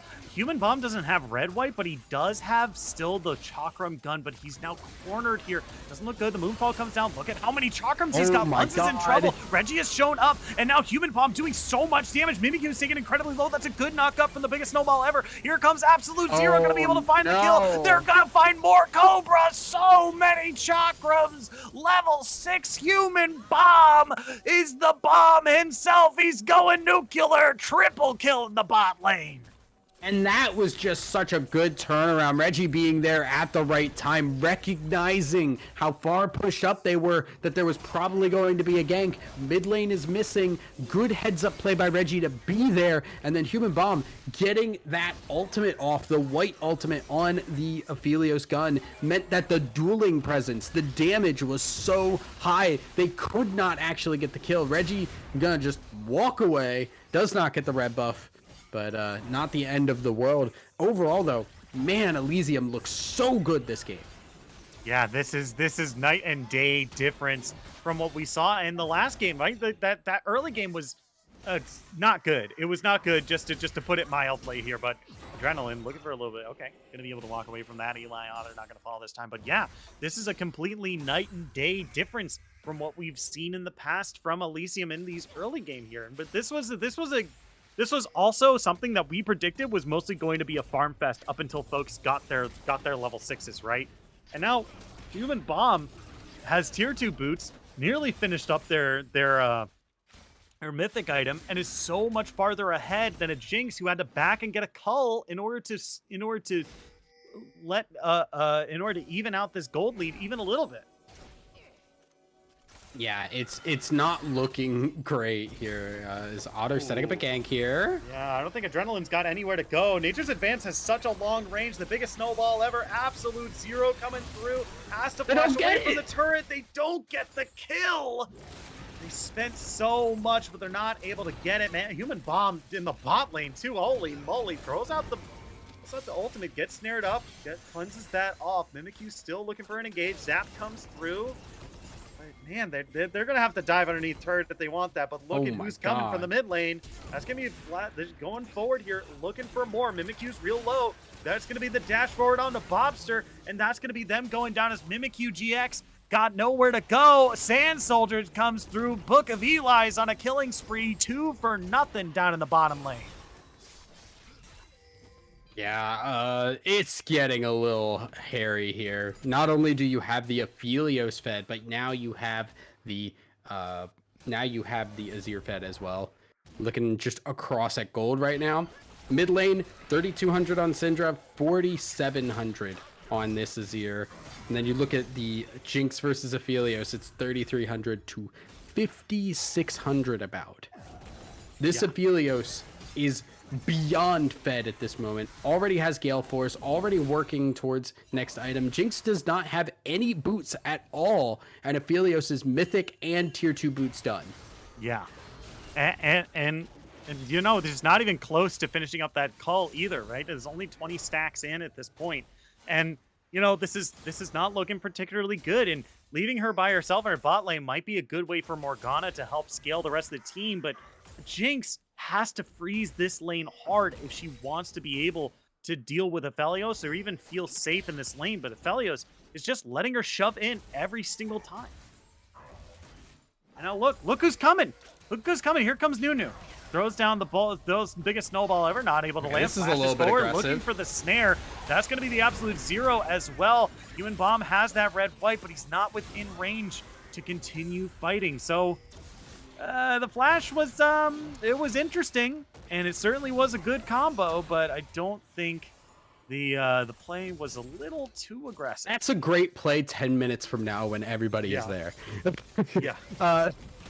Unfortunately, only the Aphelios, and just not in range to follow up on that, so just not exactly what you want to see. Flash, handshake, looking for the Shurima shovel, but the Emperor's Divide is going to knock Bubster close to Aliak here as he's taken real low by Book of Eli. Can't quite find that last bit of damage here, so they're swapping on a Mimikyu as that burn is going to be able to find them there. Mimikyu taken incredibly low, going to be able to find that last bit of damage. It's 3 for nothing down in the bot lane as Adrenaline finds a kill for their team up in the top. This is the Elysium domination we were hoping for the entire series, and now it's coming through game number 4. 7-1-4 on this Aphelios, 4-0-3 on this Azir. Oh my god. Insane. And this has to feel horrible for VRG because you could just feel your season falling apart in front of you here. 2-13, a 6,000 gold lead at 13 minutes. Plates haven't even fallen off yet.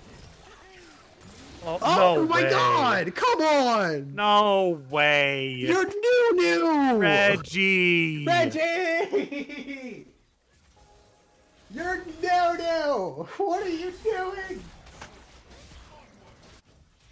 Can we talk about how Reggie was in the perfect position to eat a snare from Ivern, and then at the last moment before the dragon fell, he just moved out of the way?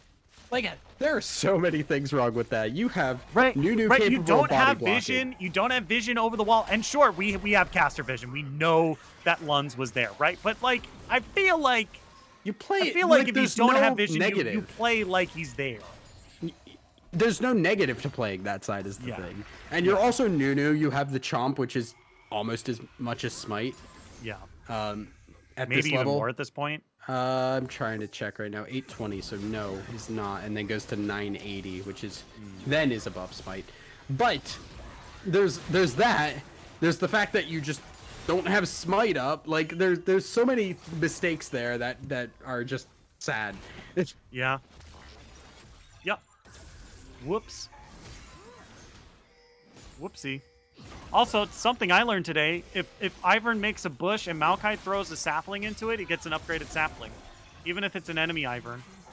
Yep. Yep. Bushes do be bushes. Ivern doesn't care.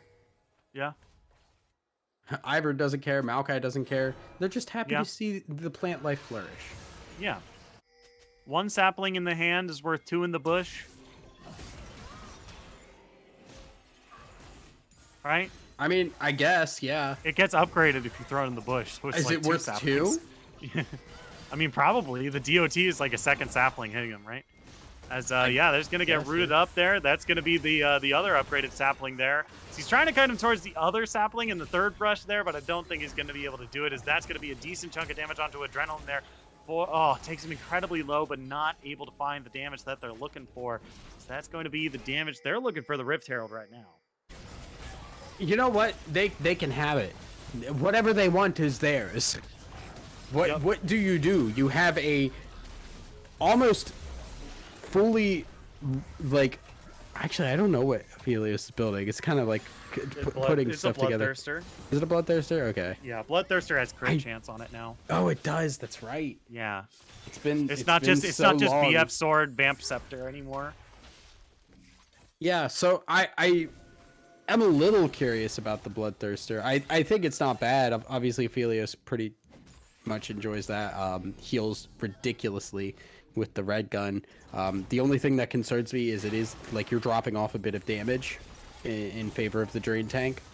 Yeah, I think it's fine. I think the only thing that's like big question. I don't think there's anything big question mark about it. I think at this stage you just want to be like, hey, my opponents might be far behind, but they can still kill me if I want to do these greedy fights that my teammates keep wanting to do. So if I get Bloodthirster, I get a cushion, and then I get some healing as well on top of that. So I think it's fine. Yeah, no, I agree. I would have doubled down and just done Immortal Shield Bow Bloodthirster, but you know what? That's why they're playing and I'm not. I guess so. Cobra is going to be farming up, and the biggest thing right now is just Jinx is trying to get whatever she can. Yep. Like, she's trying to catch back up. She does have the Kraken Slayer, does have those boots there, so can get the tier 2 boots when she does back, and that will be when Jinx starts to feel like a genuine champion. So that will be helpful. That will allow for VRG to be able to contest things, but I think this Aphelios is just at a level that there is no contestion you can do. And then you add in the fact that Azir exists, is also 4-0, has a teleport to get into these fights. Maybe you try and go for another steal here, but that's really as far as you're going to get. Yeah, for sure. And now, Book of Eli might be in some trouble here. Stacking up, gonna dash over to the turret, get stunned up. Carbonation has some damage, but still not able to get in there as much as they'd like. Is taking a look at the mid lane. Human Bomb still shoving out these waves. You're gonna get the Rift Herald pop. Hopefully it doesn't get the charge. Okay. Ivern is in a bush. Yes. I don't know what he's doing right now. All right. An objective bounty has been claimed, so Juani did get that top lane turret, so that's going to be a nice bit of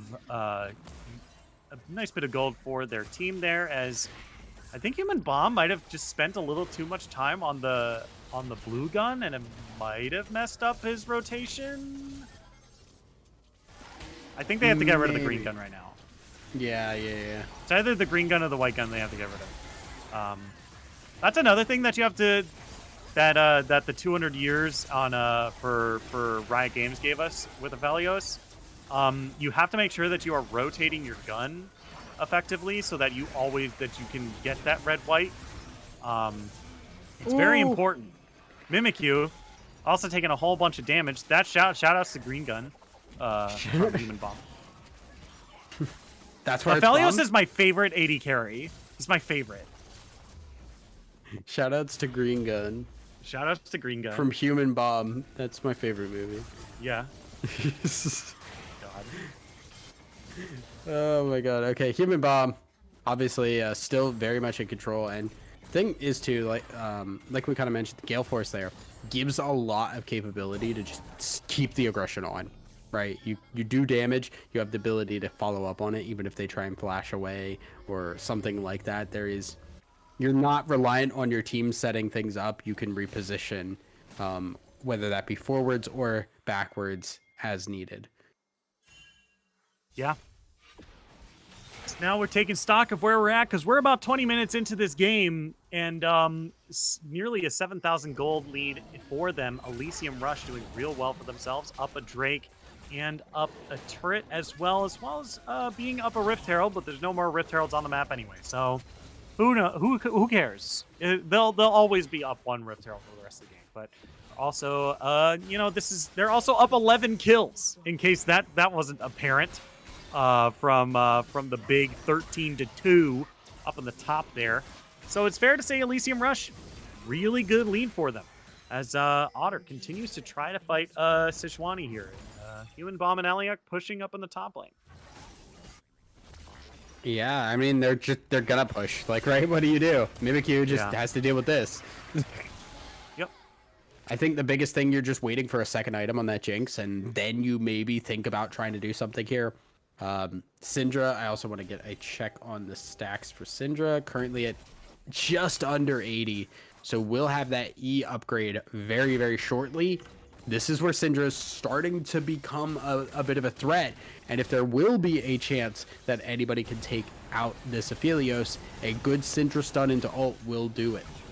Yeah, now we have maybe a fight brewing here. Adrenaline hasn't really shown up to a lot of these fights here, so we don't know exactly how powerful they are, but, you know, they are arguably the most powerful member on their team right now.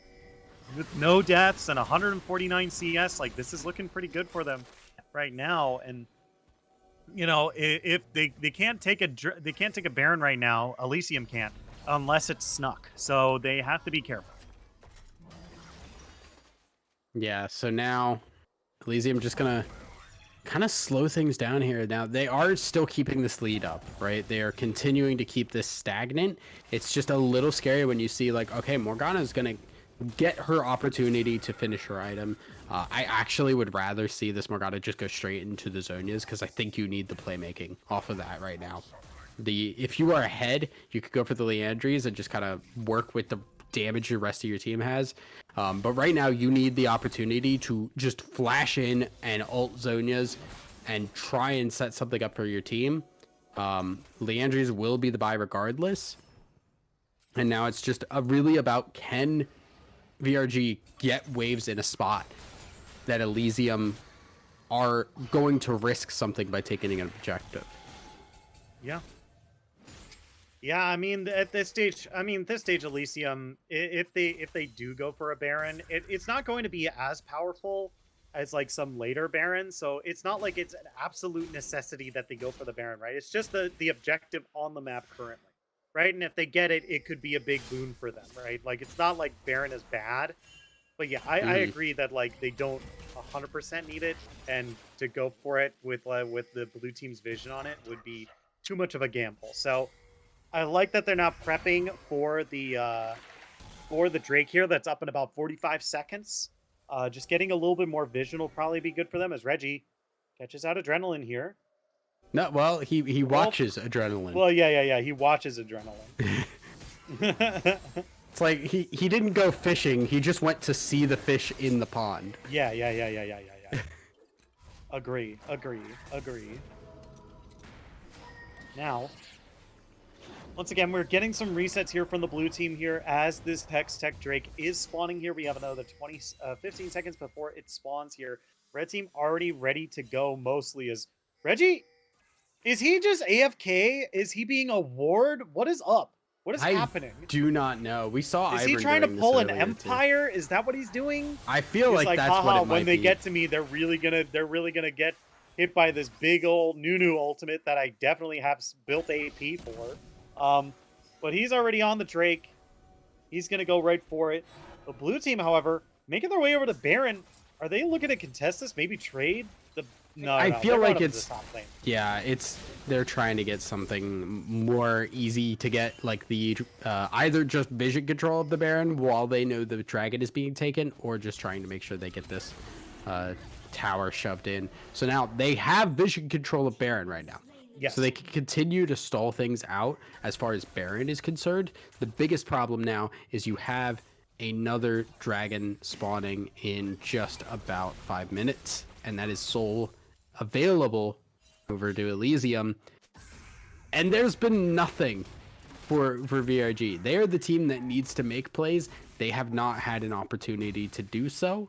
And Elysium, I don't know if they are going to give an opportunity, because they are playing very safe and conservative, waiting to just get these objectives that will help them scale better and better. Yeah, for sure. This game has really slowed down a lot here. I mean, like, I expected Elysium to have just to be pushing their advantage a little bit more, but for the most part, they've just been, like, shoving down easy turrets, getting easy objectives because they're not being contested. And I feel like this kill lead has stayed relatively stagnant for, like, the past 5-ish minutes, even more, right? And I think the last big play was the one trying to sneak Baron.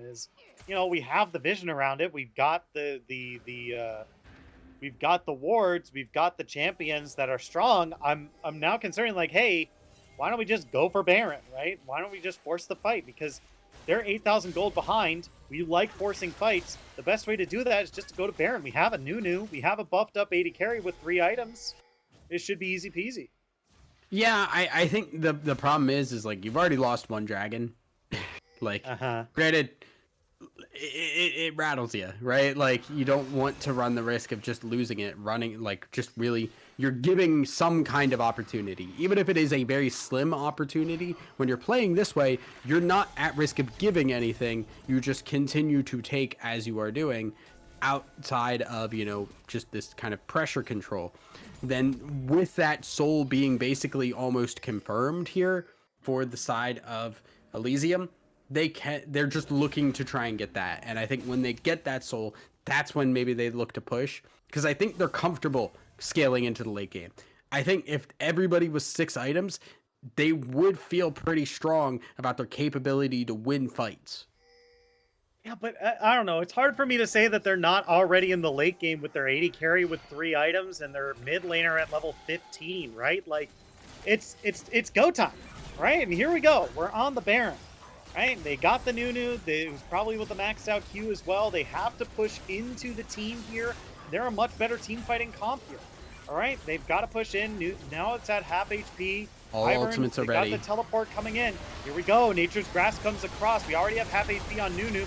Gonna pop that absolute 0, and Aliek is gonna be the one picking up the first kill there as Emperor's Divide is gonna keep Cobra and Adrenaline inside with Reggie and Aliek and Human Bomb here as they're gonna pick up a double kill now. It's 4 for nothing, and this is what I was talking about. You're so far ahead, it doesn't matter if they engage onto you because you win the fight every time.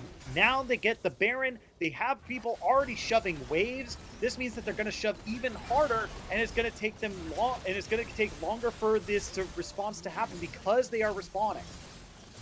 Yeah. So now Baron taken, goes on to everybody, and like you said, easy fight. Just with the difference in gold here, now 12,000 gold in favor of Elysium. And they take that inhibitor. They have Baron. Dragon spawning in just over a minute. Elysium looking to close this one out cleanly. Yeah, and this is also a good time to start shoving out the top, in my opinion, the bot wave. The bot wave is already starting to build up in your favor as well. Like, this is a really good time to be like, hey, we want to be in range for the next dragon. We want to be able to get some value off of this Baron here. Let's shove out bot. Right, it's on a tier 2 right now. They have the wave clear to deal with it. Right, it seems good. As now, Reggie looking for an engagement on the mid lane there, but really only throwing a snowball and leaving, just to prove that he can, I guess. Do you want to feel cold and slightly damp for about 5 minutes? Yeah, get him. Here we go. Biggest snowball ever. Okay. Book of Eli by himself on the top side here. Daisy is out of here. Got the last Drake spawning in 15 seconds. It looks like the blue team is really in a position here to truly contest this Drake. They're so far away, and Nunu just shows up. He's got so much movement speed. Can we talk about that? He's so fast. Yeah, I mean, he's just gonna continue to be fast, right? Yeah. Like, here we go. He just goes. Biggest snowball. Oh my god. The Shurima shuffle to follow up. Two members of the blue team goes down as Absolute Zero just goes onto the backside here. Gets interrupted, but the assist keeps him alive. You don't need the Baron buff. You don't need the Dragon Soul because the game is over. That's it. That's all she wrote, folks. 30-second timers on these teams, but 5 members alive on the red. This is your semifinal winners right here. Elysium Rush, after a shaky first few games, show us why they are one of the best teams in the league, and now they're going to get the dub and they're moving on to the finals. Yeah, this is the Elysium that we expected all night. Yep. And they finally showed up in the final game, specifically Human Bomb, looking amazing on this Aphelios. I think it makes sense. I believe that was one that did get banned earlier on. I want to double check on that. I was incorrect. That was not banned away. It was just the Lucian. But still, Human Bomb looking incredible on this, and the fact that they were able to play their game, I think they didn't feel like they had to rush things. They just took things slow. They played around the Aphelios and countered out ganks that were tried for VRG. That was the game Elysium always wanted to play, and that was the game they finally got to play in Game 4, a capstone on a night that looked kind of rough for them. Yeah, it was really, I think I already said this in game, but it was really just night and day, right? Elysium was lost game number 1. Game 2, they made a comeback. Game number 3 looks like they were going to lose again, and was it was only until what I can only assume is a snowball of events that allowed them to turn the game around and win. But man, this game number 4, completely different from what we saw before. Absolutely. This is the domination that I think we hope to see next week. If I remember correctly, we checked in. It looked like SON Leviathan was basically confirmed. They were up 2-0. And they were winning. Oh, they did drop game 3 is what I'm being told. So it is 2-1. Okay, no quarter showing up. I like it. Alrighty. But like this is still like the Elysium would want to see versus SON Leviathan. In my opinion, if you have this Elysium that showed up tonight at SON Leviathan, you are losing that series. Yeah. Because you cannot just have one dominant game. You cannot have one game where you are on top of everything. You need to have it all 5 possible games. Yeah. And that's the thing, right? Like when we talked about when we were talking in the pre-show, VRG wasn't looking very very dominant in their game in their game in the quarterfinals, right? And now coming into this against Elysium Rush, who has barely dropped any games all season. They dropped a total of 4 in their 20 total. In their 20 total of games. They dropped only 4, and one of them was a lost match to SON. So now, we come into this and we're like, oh yeah, Elysium Rush, this is like an easy 3-0 for them, and they struggled.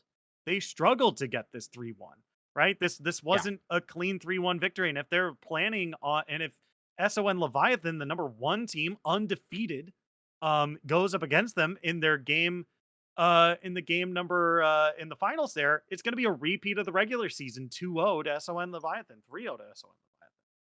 Yeah, it's not going to look good if you get this Elysium on next week. I think it's a nice, I think it looks a lot better now that SON have dropped a game, but it's still like, oh man, SON Leviathan were dominating in all those games. I hope Elysium look back on these games, especially game 3, and just take a look at what they were doing, what was going on, what went wrong, and how you fix those problems, because they are things that need to be addressed for our finals game. Yeah, for sure. But that is going to do it for us tonight. Thank you all so much for tuning in. From myself, the entire live broadcast crew, Thousand Eyes, my co-caster, and Brennan, our producer or MXL rather, my producer for this evening. Thank you all so much for tuning in. If you haven't already noticed, we have a sponsor for it this season. And no, it's not our resident representative of Plat World Finals. No, it's not them. We are it's ProComps. ProComps is a first-of-its-kind drafting tool aimed for competitive and solo queue play. ProComps allows the user live feedback and analysis on drafting, giving them a recommendation on picks, notes on matchups, and analysis on the enemy team's win conditions. These features allow the user to gain an edge on their opponent and improve their drafting skills.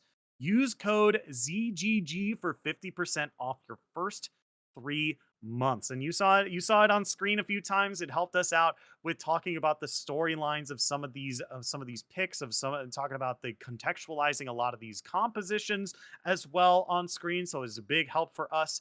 If you go over to Pro Comps and use code ZGG, you'll get 50% off your first 3 months. But from everyone here at Zero Gravity Gaming, thank you all so much for tuning in, and we'll see you at the next match. Bye-bye.